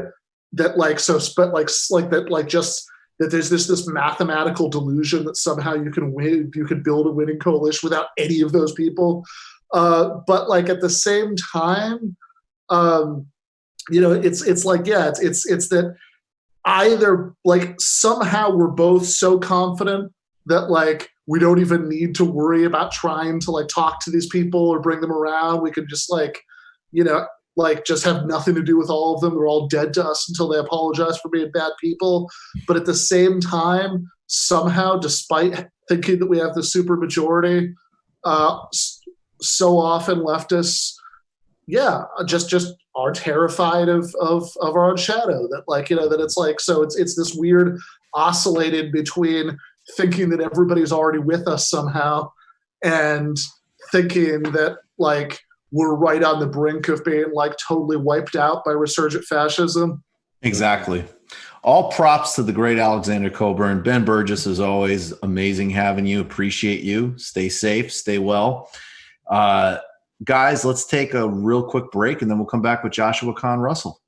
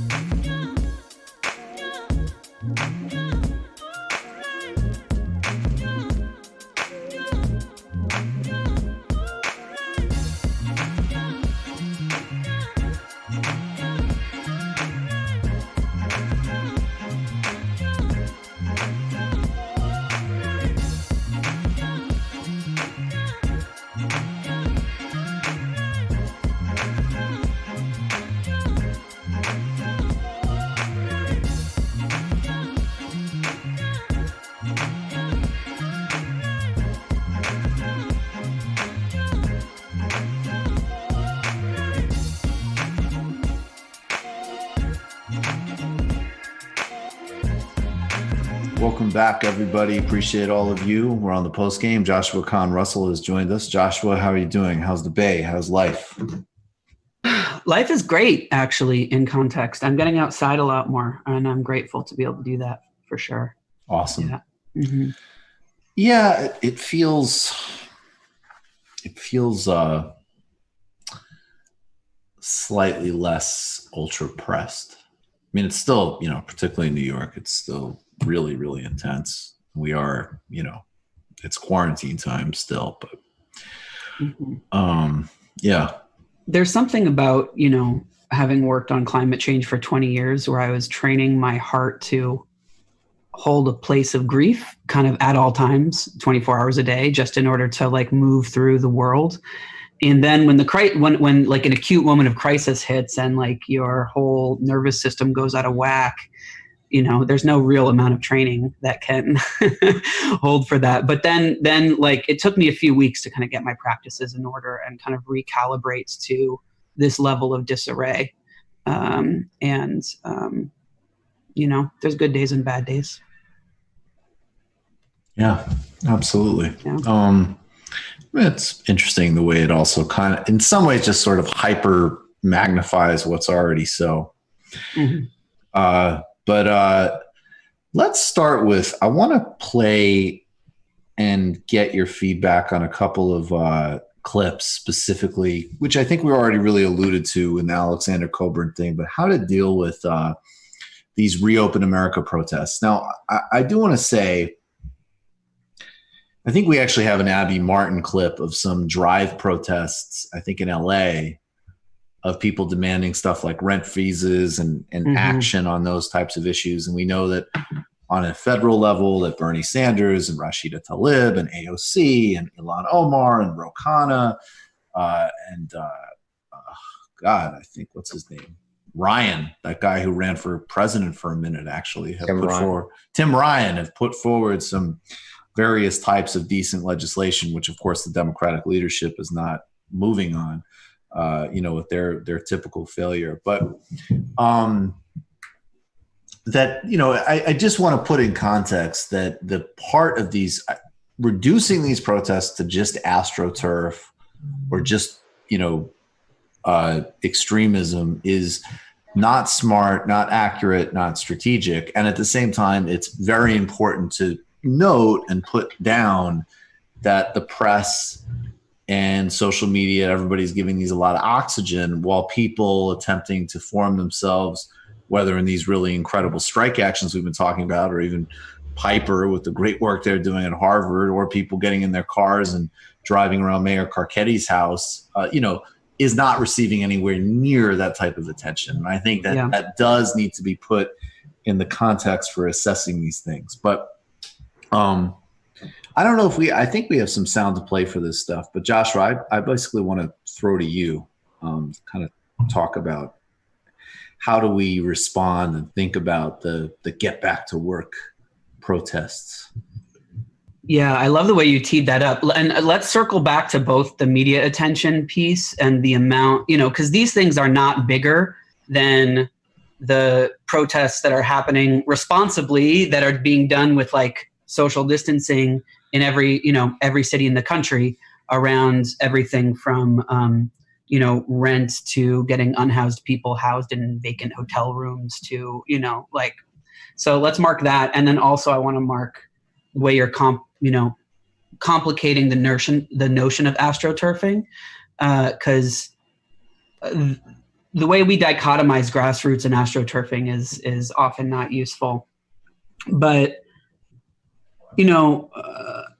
one of the reasons why I was interested in talking about this is that most of the left media reactions that I've seen have just been outrage at the protesters.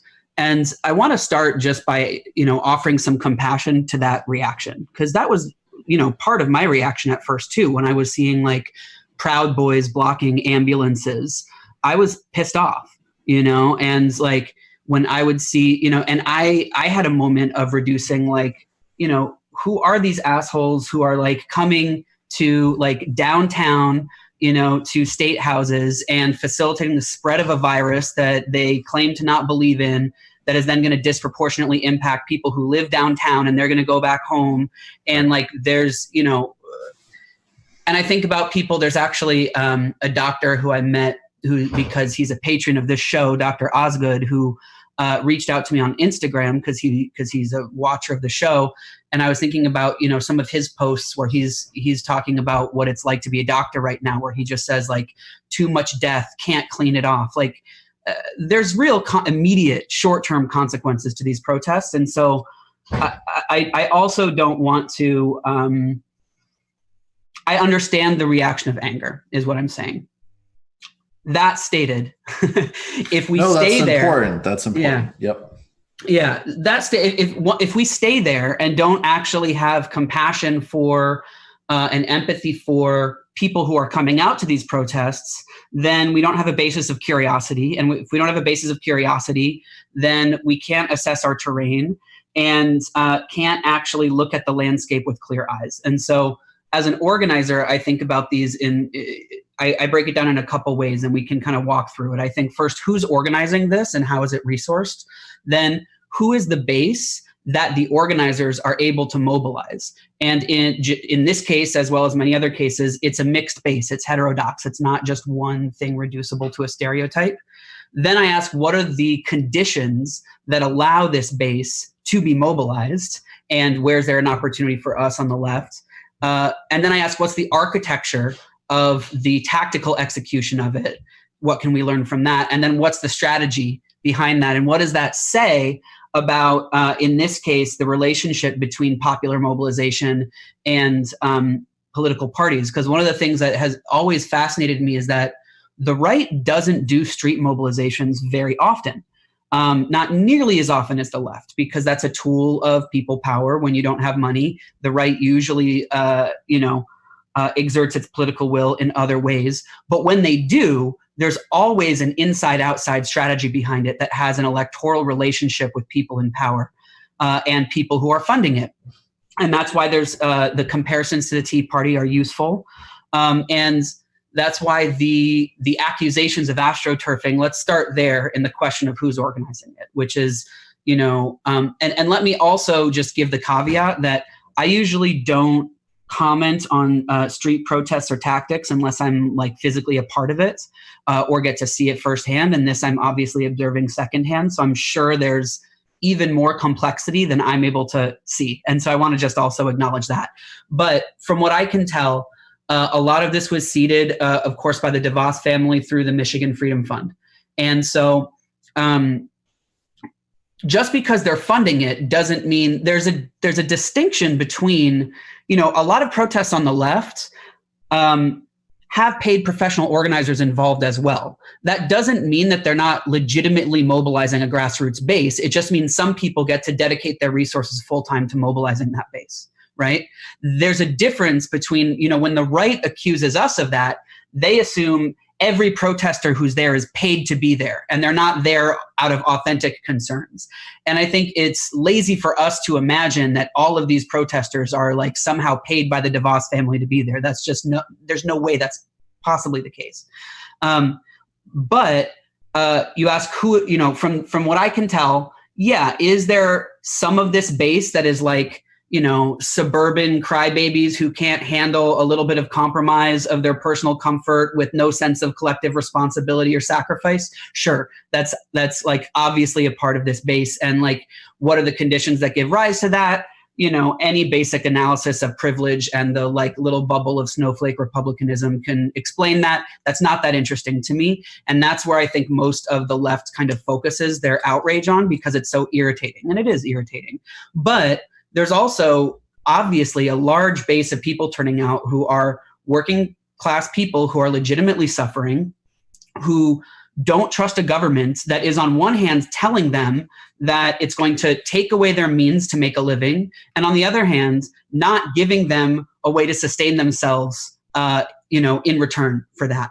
And of course, they don't trust the governments to be able to take care of them. And we get frustrated that they might be in a media bubble where the conclusions they draw are that the virus is fake or whatever, but it's a very reasonable reaction to say, what am I going to do right now? You're not going to take care of me, and you're the same ones telling me that I can't take care of myself. of course it's going to valorize the I'm going to pull myself up by my bootstraps. I want the right to work right now kind of ethos. And the conditions that give rise to that are also obvious, and ones that the Democrats are clearly not thinking about, which is that you can't pair social restrictions without social support.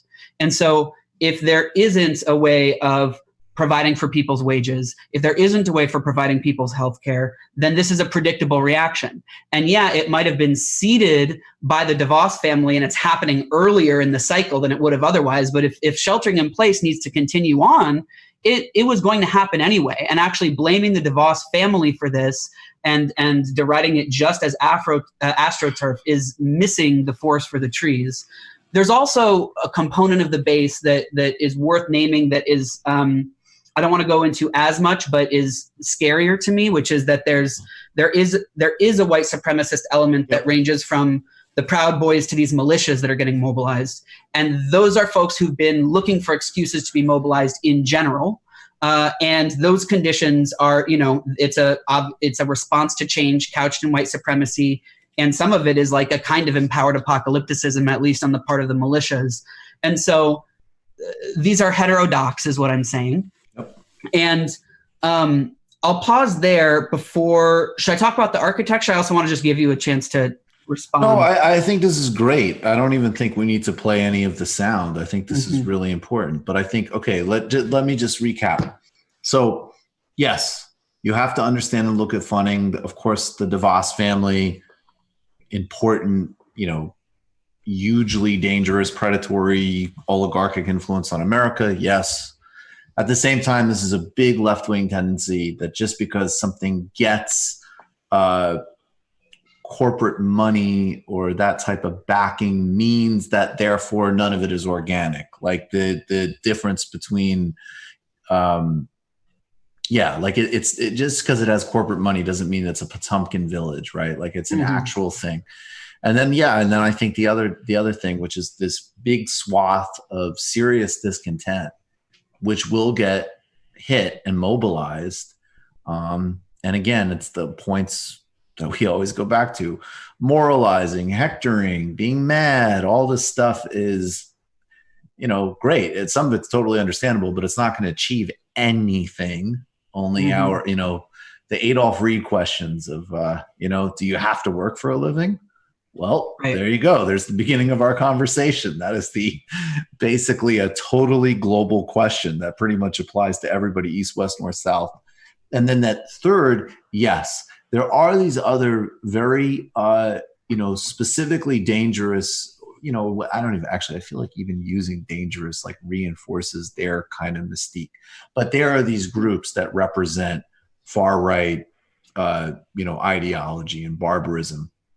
I think the only thing I'd want to add, and I hope that's a good summation of what you've been saying, is I really would want to I actually think that the last group has started to become a corollary of the AstroTurf. So now it's like another thing where like everybody's become a Nazi. Everybody's, and it's just like, okay, even there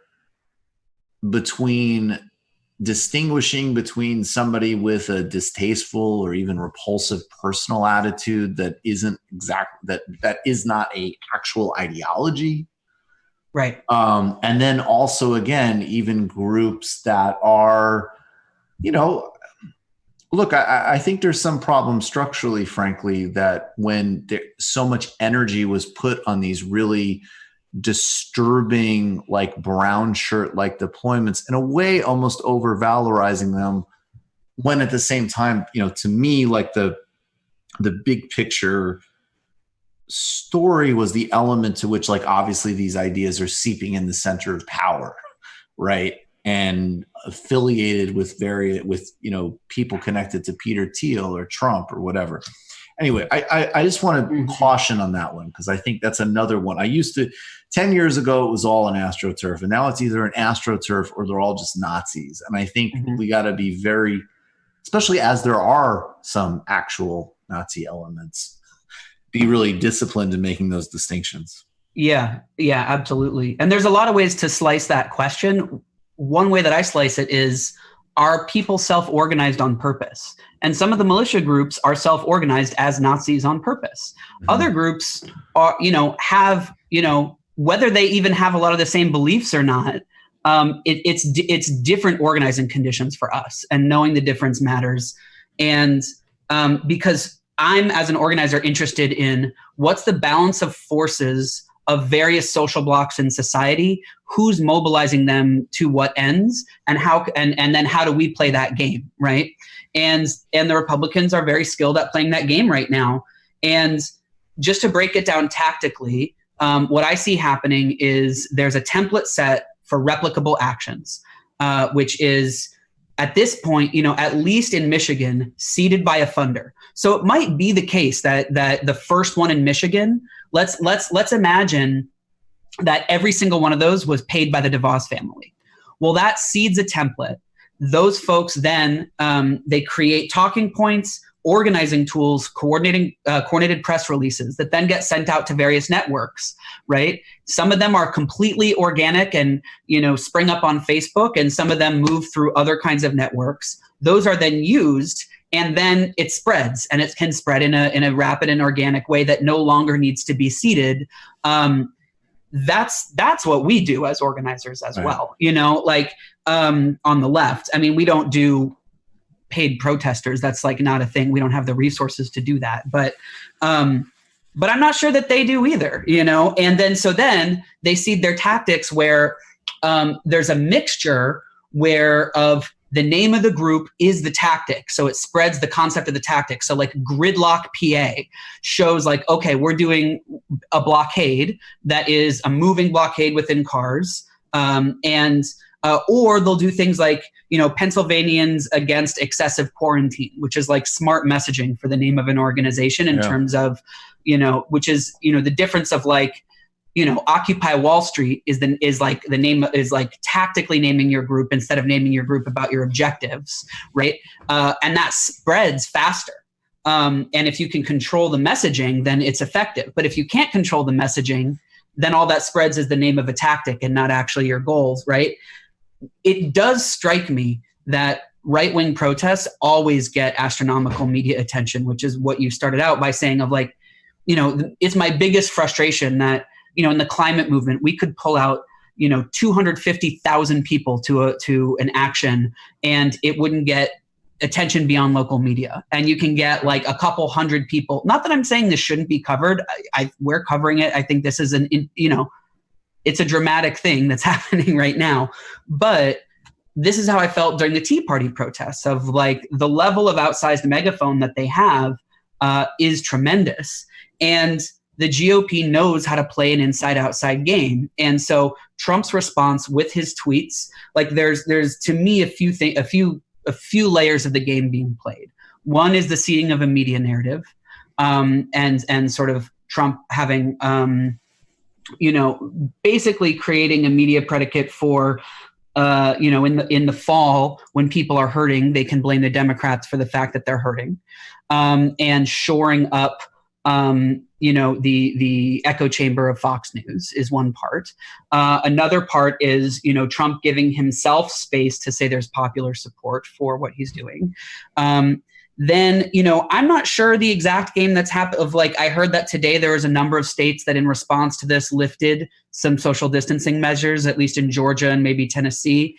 I don't know what that relationship is, but there is something interesting of training your base to feel if they come out, there's an immediate impact. The president will respond to you. People, the left has nothing like that. The left, when we turn people out, we don't have people in positions of formal power validating us, or we almost never see when we win gains, it's always sort of secondarily. It's never an immediate, the next day there's a law changed. And so you're also training your base to be more activated, which is really smart on their part. And it also shows how much the Republican Party is invested in having an inside-outside relationship that is antithetical to the Democratic Party, that is terrified of the idea of there being an outside game played, which is why,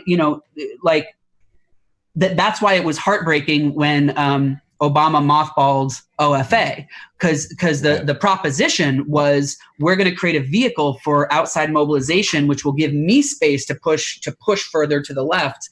When it was clear that that wasn't ever part of the agenda, that was the hope with our revolution if Bernie had gotten elected. But so far on the left, that's not the role of popular pressure. Is that we're not sort of doing a dance with people in power where they're looking for an excuse to move further to the left. We actually have to leverage that power for real, which is why astroturfing on the left just doesn't work. And on the right, all you have to do is have the smoke and mirrors theater of it, because the people in power are playing the game along with you. And so it means that on our side, because the media isn't going to cover it unless you play, unless you create very specific conditions, and unless you actually are mobilizing a real movement that's flexing real power, you're not going to create conditions in which you put your opposition in a bind and a real threat. We don't have the luxury of the smoke and mirrors. We don't have the luxury of spectacle, unless the whole purpose of spectacle is just to inspire your own people, which is, I don't want to deride that, but it has its limits. So that's my sense of this so far. That's great. I think this is great. I think it's really important to understand the actual power relationships and to disaggregate who's going there and why. And yeah, I mean, and I also want to say, this is just on my mind and it might open up way too much, but I was listening recently to Connor Habib, who I've had on the show, and I was on his show, very interesting guy. And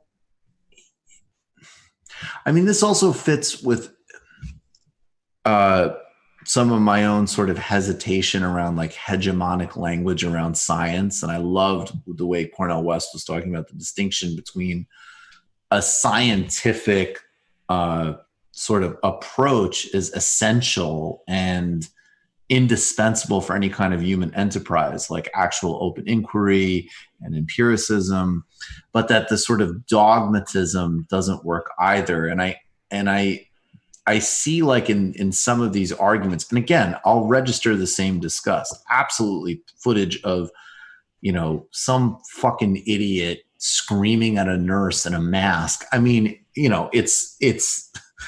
it's right there, and it's so repulsive and so stupid and so disgusting. But I also see as, again, part of the same kind of set of failed tactics of like, well, don't you people listen to the science? And it's like, well, first of all, no, right? Like, I think we can just answer that question. It's sort of like, how dare they? Well, they dare all the time. Like, let's just stipulate that rightly or wrongly or whatever, most people don't just listen to the science. Then I actually think we need to ask much, more, like in this case, it's really not that complicated. And obviously we know we just need the policy frameworks to allow people to social distance. There's no argument about that. But there's a lot of other areas where, skepticism about, science as a political project is actually warranted.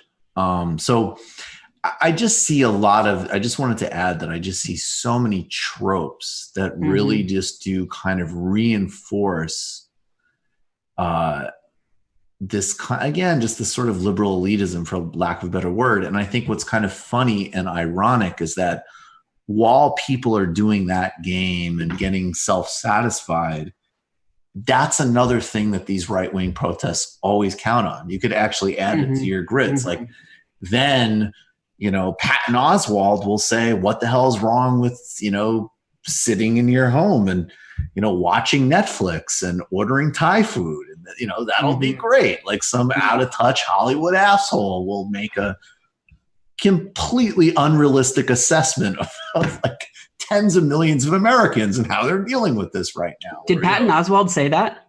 He did say something. He tweeted something to the effect of that. That is a bummer. He was in a really good Boots Riley video. No, I am totally. I mean, Patton's one of the ones that you're a little harder on because maybe at one point you could expect more. But or I don't even think we'll even play it. But maybe at some point we will. But I mean, this Trump ad with Nancy Pelosi and the ice cream juxtaposed with normal people's fridges. Right. By the way, normal people, and I said this going back to the Super Bowl, Trump is making a play. Normal people from a variety of racial backgrounds not having any food versus Pelosi doing this. I mean, it's just that. Why don't you people get it? Move or listen to the science is a fool's errand. But this has been the bane of like I've spent my entire adult life working on climate change, and the climate movement's commitment to leaning on science as its primary legitimizer and motivating factor has been the biggest challenge that we've had. And we should do an episode on that sometime. I would love to. It's so frustrating. And the last thing that you made me think of when like responding to the woman with, whatever, screaming at the person with the mask, whatever. What's important to think about with that is like the media is cherry picking the most egregious stuff on their side too, which is like when we organize campaigns, we train people to say like we need to have message discipline because the media is going to come to our stuff and pick the most like out of their mind stoned hippie who's going to say the dumbest stuff ever, and that's what's going to get on the news unless you have tremendous discipline of how you organize your folks and respond to the media. They're doing that to them too. And so when we respond to the most egregious stuff that gets caught on camera, and then we do get triggered by it, and if it triggers us into then deriding them, that's how the cycle keeps going, and it's just it's not good. Yeah. Let's do, guys, first of all, do we have any other Discord questions to get to real quick? And then we'll do 2 sounds and Rebel music history. Where did you guys go? You guys dropped out. You guys were going to an open backup protest? Can I say one last thing? Sorry, we can't podcast the way we want to podcast. Fuck. One last thing about it, and I know this might not make it onto whatever gets clipped, but just it feels coming up for me, is that there are real concerns about individual liberties that we are going to have to talk about and deal with on the left. And if we cede all that, and the right is the only ones talking about it, other than like, I know Glenn Greenwald has like a show where he's been talking about it with Edward Snowden. Other than that, I haven't seen anyone on the left talk about that. And if we need to actually start to deal with the reality of that at some point soon. And the right is obsessed with it, and they're turning people into the wrong direction with those concerns. I could not agree more. I mean, I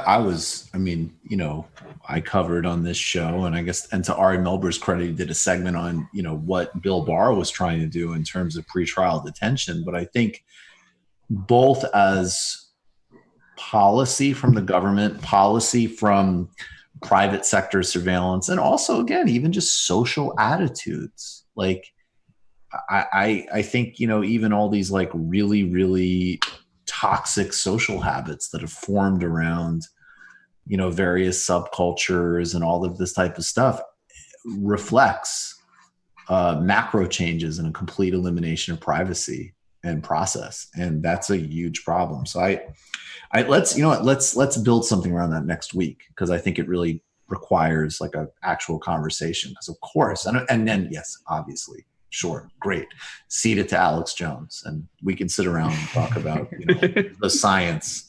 I want to actually just add something. I said this the other day, just 2 seconds.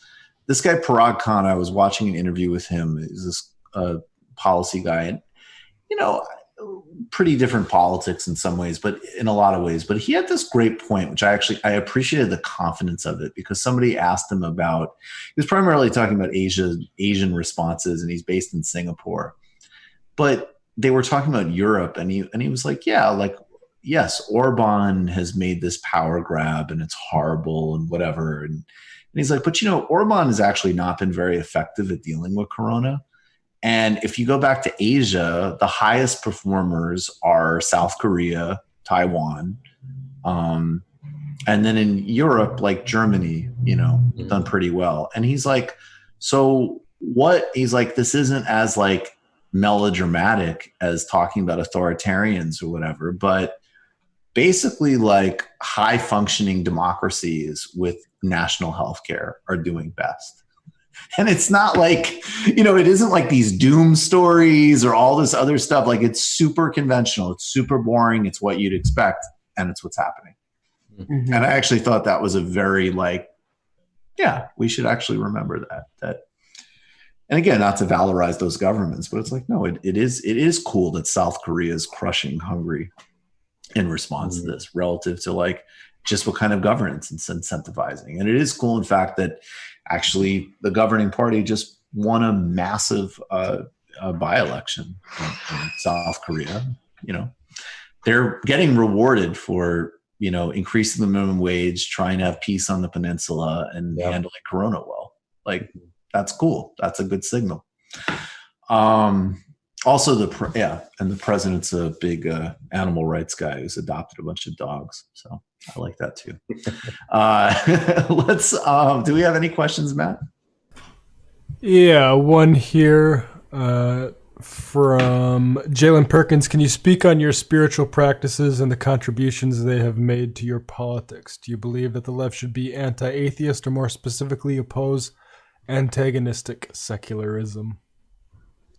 Well, I definitely think, we should not be opposed to atheism. Atheism is a very honorable, important tradition, but everybody knows my thinking on new atheism and on one-dimensional secularism. I really think we need to facilitate and push for an open culture and be much less one-dimensional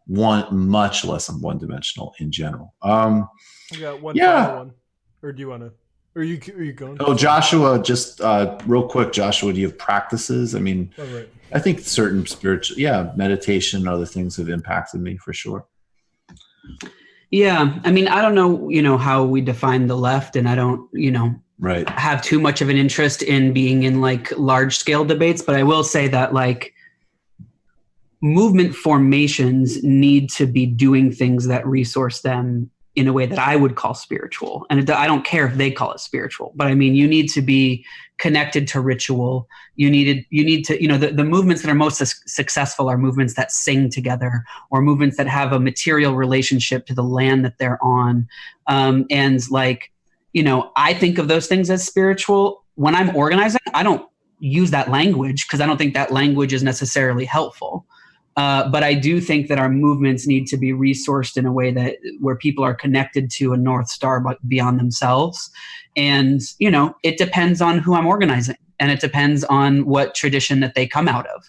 And it depends on the social block and lineage that they come from. And you use whatever tradition is meaningful to people. Because what we're talking about is movements need to make meaning in people's lives. And to me, that's what my spiritual practice is about. I don't care if it's articulated in the context of God or realms beyond or whatever. And my own practice, I'll talk about. We should do a show about psychedelics sometime. We will. We're gonna do more practice shows in general. Was there another one?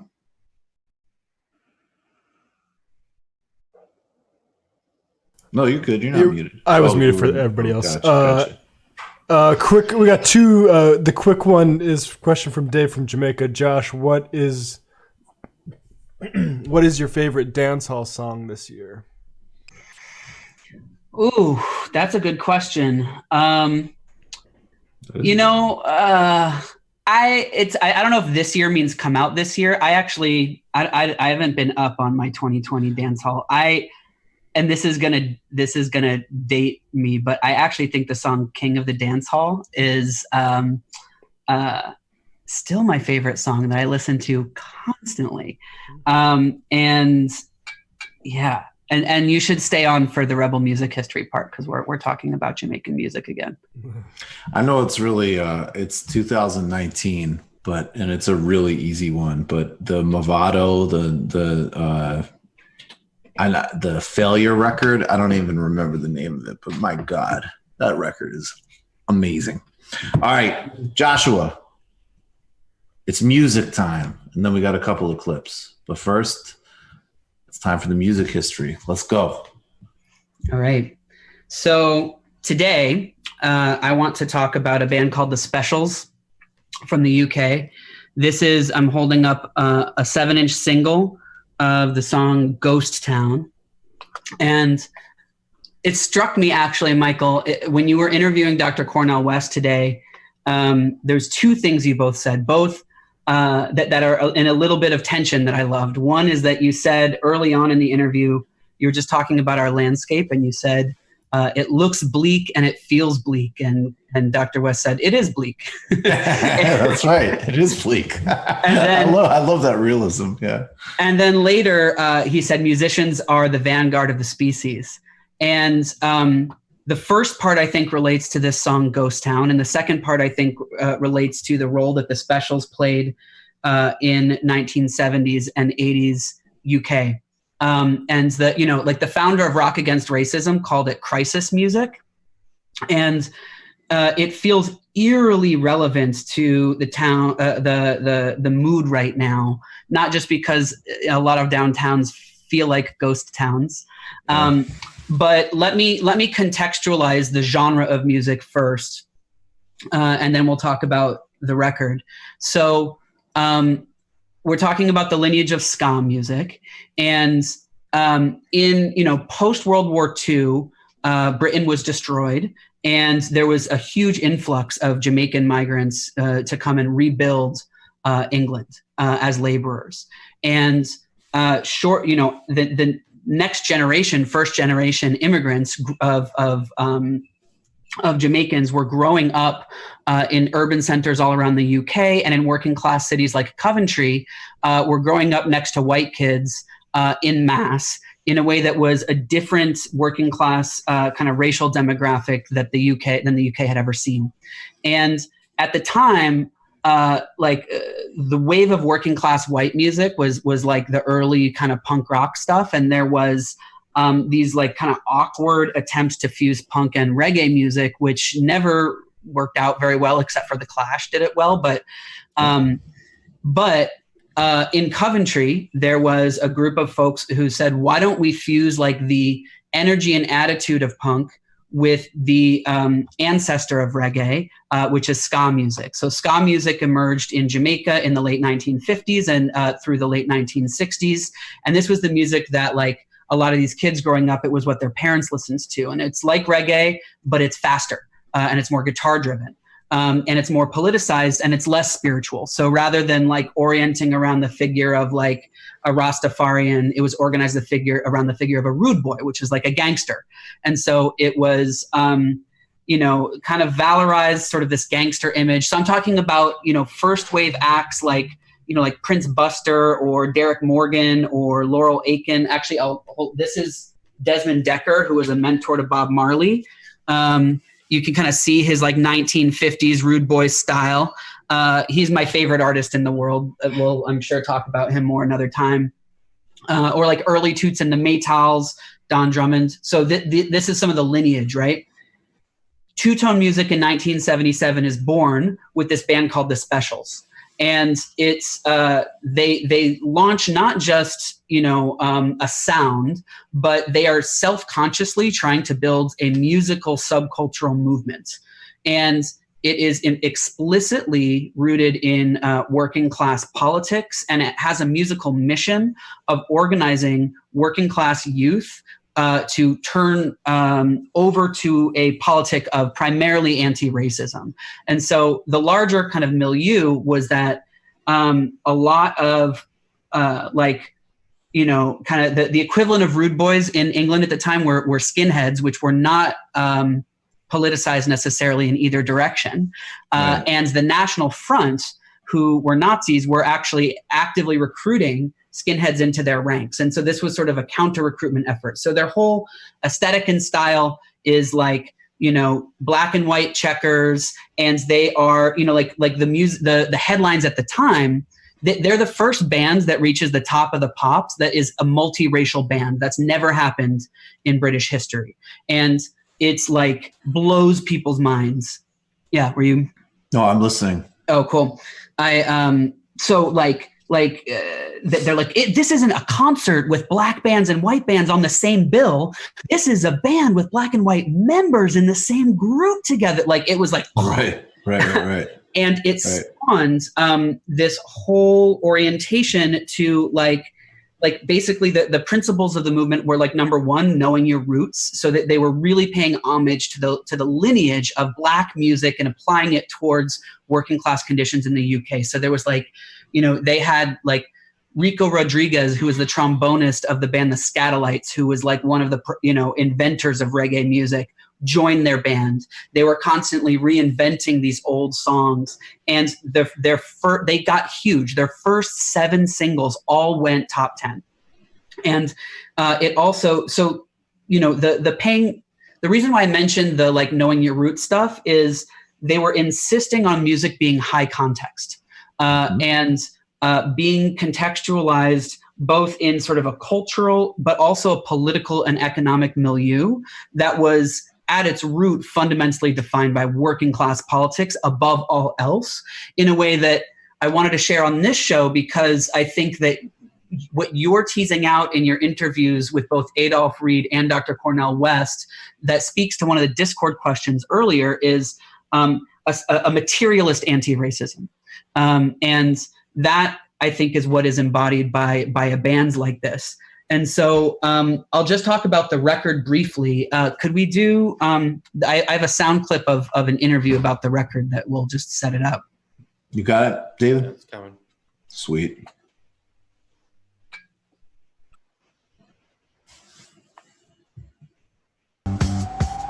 Now the unofficial anthem of civil strife, Ghost Town was #1 in the charts as Prince Charles wed Lady Diana. While official Britain put out the flags, the counterculture had voted with its music.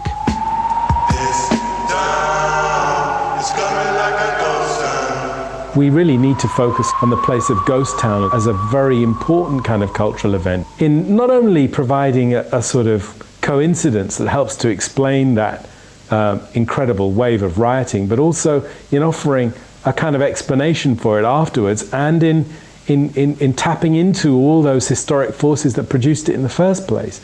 It's a really incredible coincidence. It's an incredible encounter that brings all those different dynamics together in that way. The specials will always be remembered for me as putting politics and music and a youth voice on the agenda, in Britain at that time. And I think Ghost Town was the seminal song for that period. To me, they seem to be about inner city energy and anger, and they were the soundtrack to the riots, but they were also the soundtrack that made you think there might be some optimism. We were different for sure. Yeah. So this song comes out 1981, and it's on the heels of 1980 to 81 is called the Summer of Riots. So we're talking both like the St. Paul's riot in Bristol, as well as when we were talking about Jimmy Cliff before, we were talking about the Brixton riots. This was not sort of the antecedent to it like the Clash song was, or some of the like Linton Kwesi Johnson songs that were written about it afterwards. This was what people were playing during it. And it was, it was this moment of upheaval, and it was at the top of the pop charts for 3 weeks straight. And it was, first of all, just describe the song as like, it's like haunting, and it's watery, and it's sort of ethereal. And I think it captures this moment that we're in really well. It captures a lot of kind of my emotional state when I look out at the world. And it also feels relevant to share right now because it came out in a context where Thatcher had been in power for a year, and it was the first wave of the consequences of all of the anti-austerity measures that Thatcher had put in place.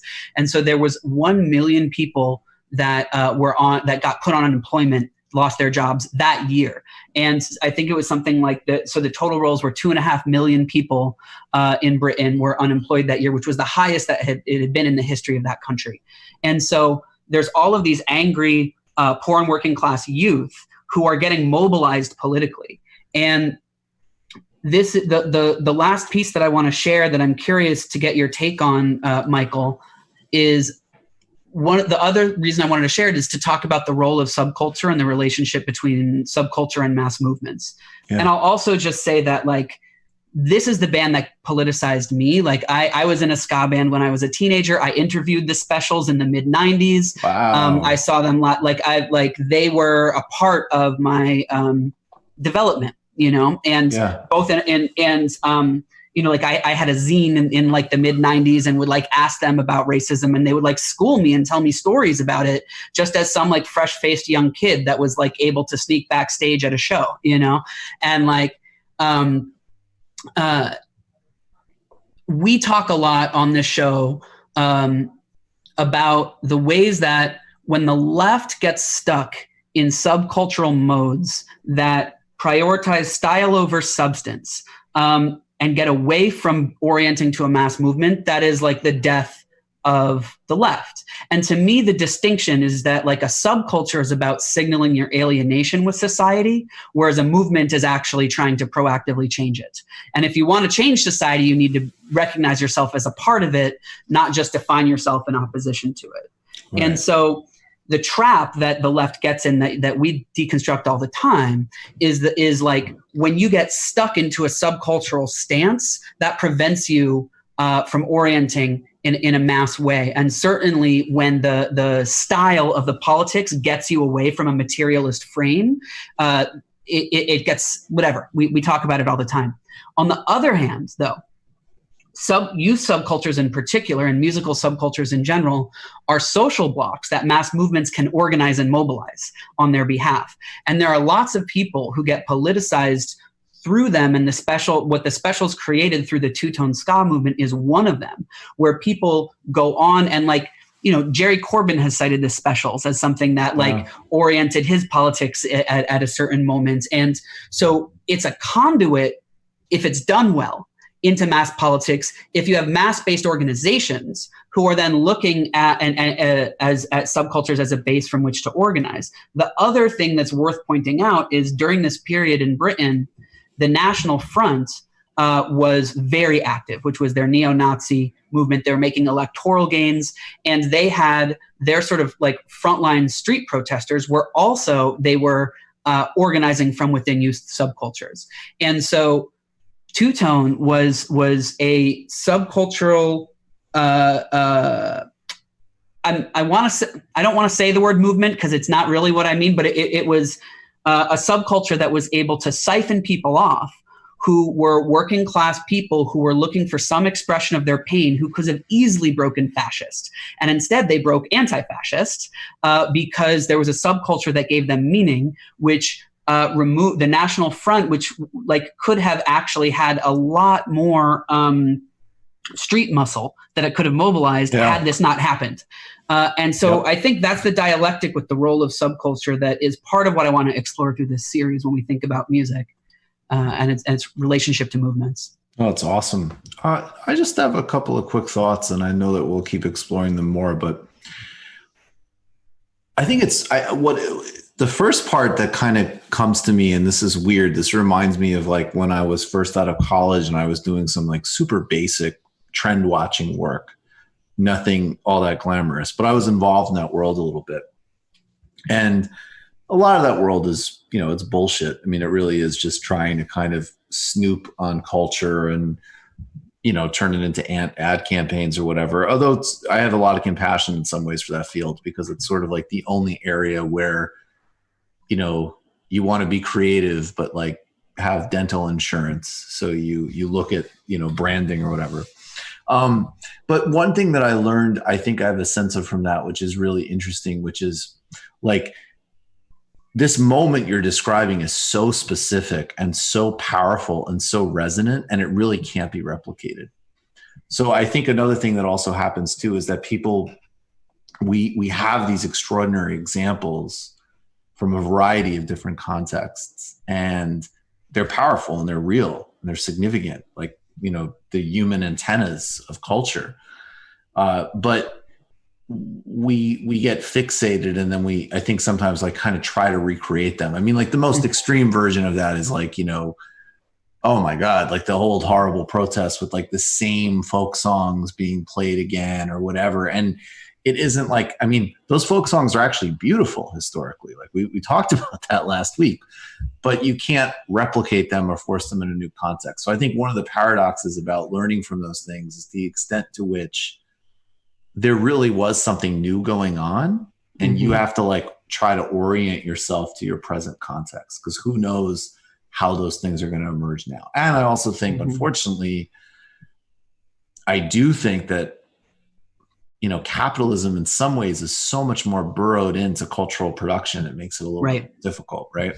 Yeah. On the other hand, I think that, I think that it's actually a big advantage to, you know, like if you're part of a subculture that is dynamic and cool and awesome, that's dynamic and cool and awesome versus, you know, cultish, off-putting, and unpleasant.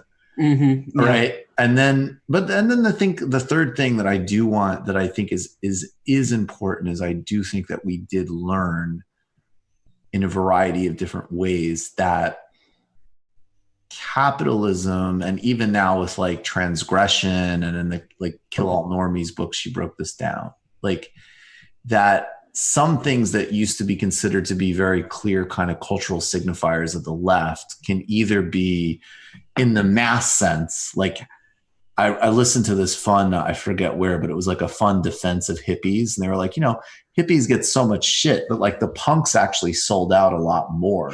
Like there's more punk bands that like license their ads for their songs for car commercials than, you know, nice hippies who are trying to like end the war or whatever, you know, as much as we give them a hard time. So I think, it still is important, and you're even talking about it there in the battle of like what would sort of define these subcultures. Like, would it be National Front, or would it be this materialist, anti-racist thing? That's a contested terrain. There isn't anything necessarily innate in that, right? And I think that's also some humility in that, because I think the truth is like the, you know, other capitalism itself, or even like the subcultural right, can also produce really compelling cultural product. Yeah. And, you know, I think that's another thing to keep in mind. Yeah, absolutely. And, you know, culture is fluid terrain, and it's often, you know, it's in many ways more full of contradictions than politics. Oh, totally. That's why it's so much more fun, right? Yeah, exactly. Yeah. And a lot of, you know, like there's even what we're exploring with this series, like a lot of the potency of it doesn't become clear until later, whether or not it has political significance, or whether it was just an interesting expression, you know, of music that might nourish your soul, but wasn't related to popular mobilization, you know, or wasn't related to, you know, like, I don't know. It's hard to measure the consequences of these things. And most of the music that I listen to from this era includes far left and far right politics, because those were the politics of the working class, especially at the UK at that time, and that got channeled into punk, reggae, and ska. And you can see it across the board. Like there's neo-Nazi reggae music from that period. Totally. Yep. No, it's wild. I mean, I will say the last thing is I do think there's some, you want to be careful with this, because the cosmopolitan thing can get so superficial, but there is one that like sort of advantage when you, especially when you deal with like the capitalism can deal with cosmopolitanism really easily. It's kind of a different debate, but like when you look at people who are really trying to retread some like pathetic, like, you know, white nationalist fantasy or something, there is like a part of you that's like, really, you really want to give up like all culture you've stolen from and are born into. I also, with, you know, West still echoing in my, like, I think there also is just some place for the idea that some of this stuff is, again, just like spiritual, for lack of a better word, and tapping humans into just like a different way of being, and what we're trying to all kind of like be here to do in a certain way. I want to do some sounds before we call it a night. Guys, are you guys ready to go? David? Yeah. Let's start. I want to just start briefly with we've been following this really closely, but this is the Prime Minister of Barbados, or excuse me, see the Bayesian Prime Minister? Do you have it in front of you, David? It's coming up right now. Antigua and Barbuda. Antigua and Barbuda's Prime Minister Gaston Brown. There's a lot of activity in the Caribbean that we'll keep following in terms of the U.S. blockade that it's imposing on Cuba and Venezuela, also diverting of vital medical supplies by the United States, by the Trump administration, of vital medical supplies getting into the broader Caribbean community. And, particularly with the stakes and the hegemonic relationship here, I think it's, watching various Caribbean leaders hold a line. I don't think it's pretty extraordinary, but okay, let's play this. This is Antigua and Barbuda's Prime Minister Gaston Brown reiterating calls for the U.S. to end the blockade. This is from Telesur. Again, Telesur does fantastic coverage on this stuff. It's very important. Let's watch it. I have my doubts. I don't think that the United States will be taking any military action against Venezuela. They reckon that they have increased their presence within the Caribbean Sea to deal with narco trafficking. And it may be a form of intimidation, but I doubt it will escalate to that level.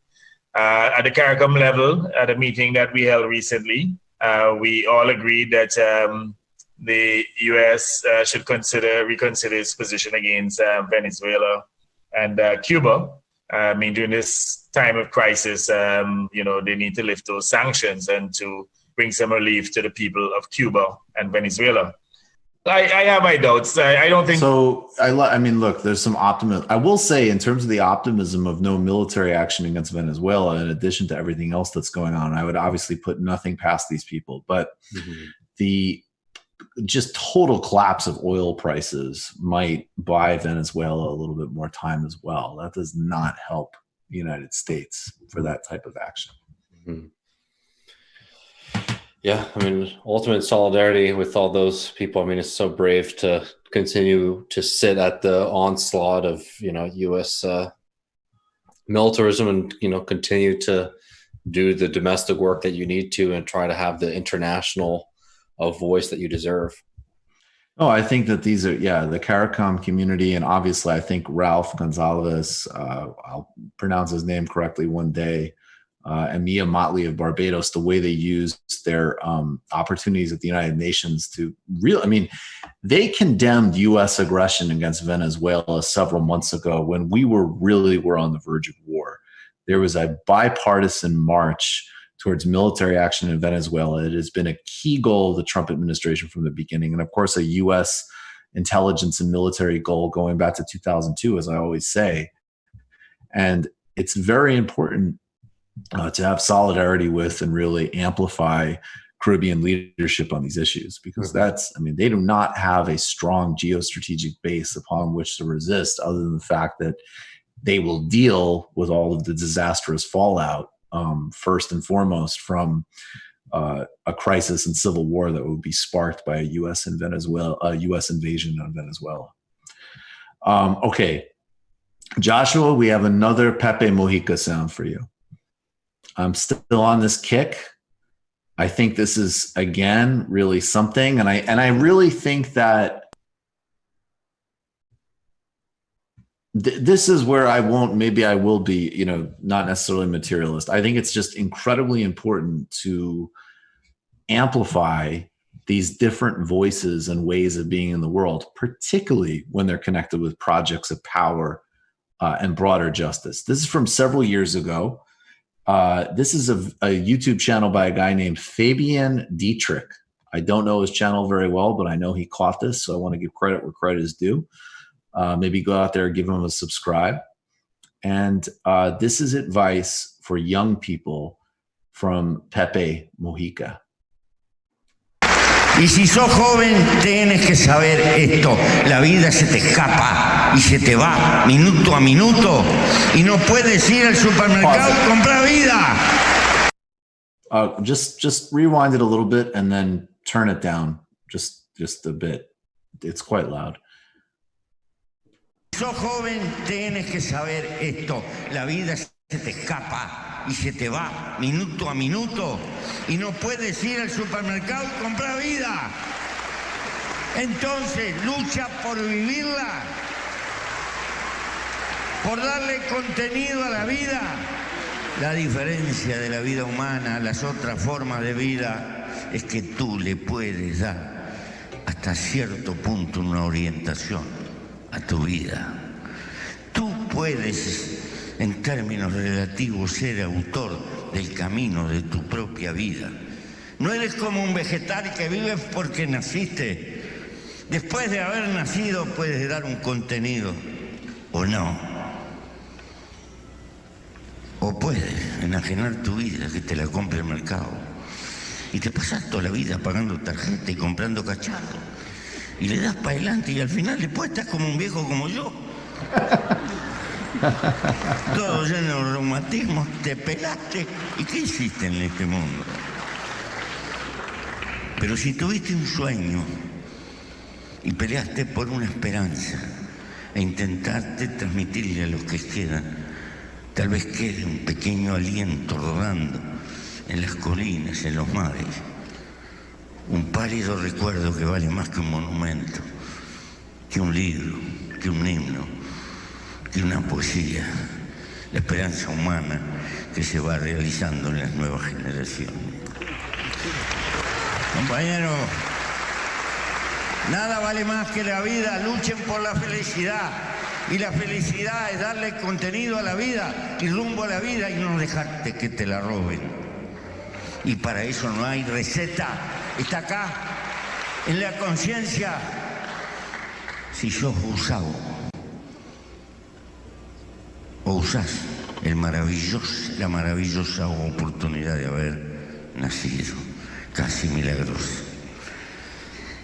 Por lo demás, un segundo consejo a los jóvenes. Lo imposible cuesta un poco más. Y derrotados son solo aquellos que bajan los brazos y se entregan. La vida te puede dar 1000 tropezones en todo.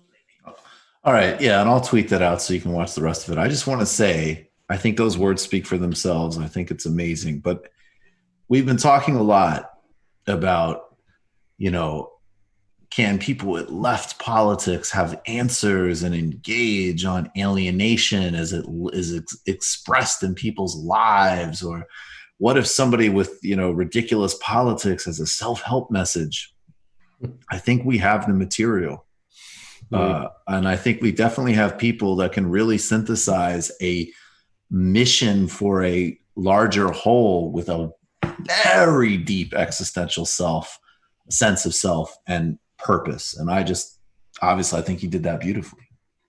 I love the poetry of, I can't remember exactly how he put it, but when he said like a memory could live on with you in the wind, one of the beautiful contradictions of that I think is so worth embracing is there's a deep mortality to what he shared with the whole message of like, it's later than you think, life is over quickly, in a way that is there's something fundamental to capitalism that is about this like fetishization of immortality. Like you have to build an empire and there needs to be something like your name must live on in a certain way, or you need to build your little empire. There's just like a fear of death.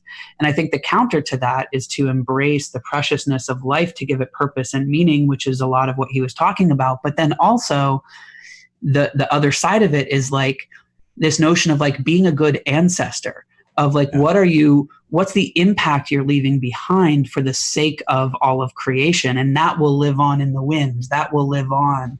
And so there's an embracing of the fact that like you can leave something behind, but it's not in this material realm. It's something more ephemeral than that. And you can only touch your legacy if you embrace your mortality and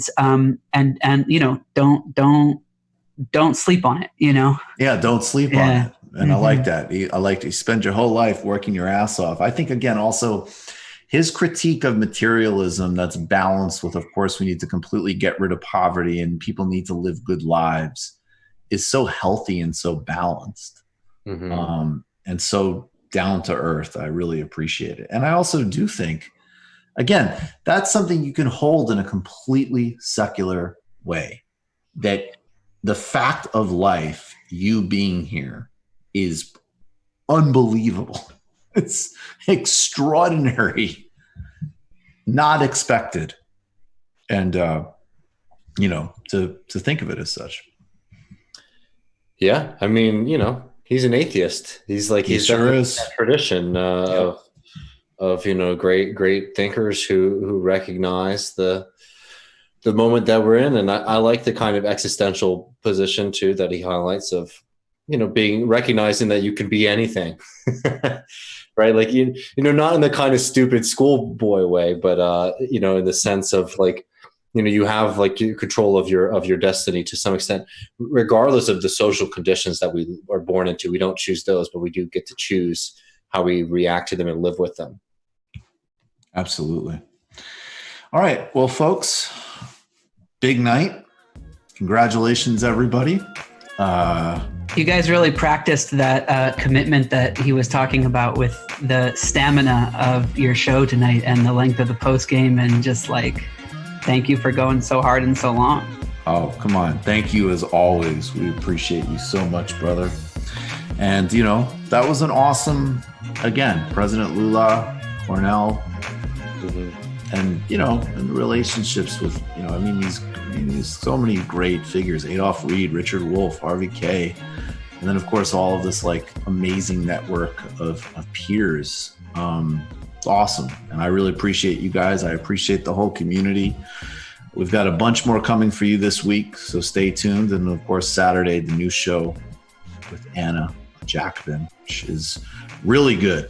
Having a lot of fun doing that. Very excited about that new venture.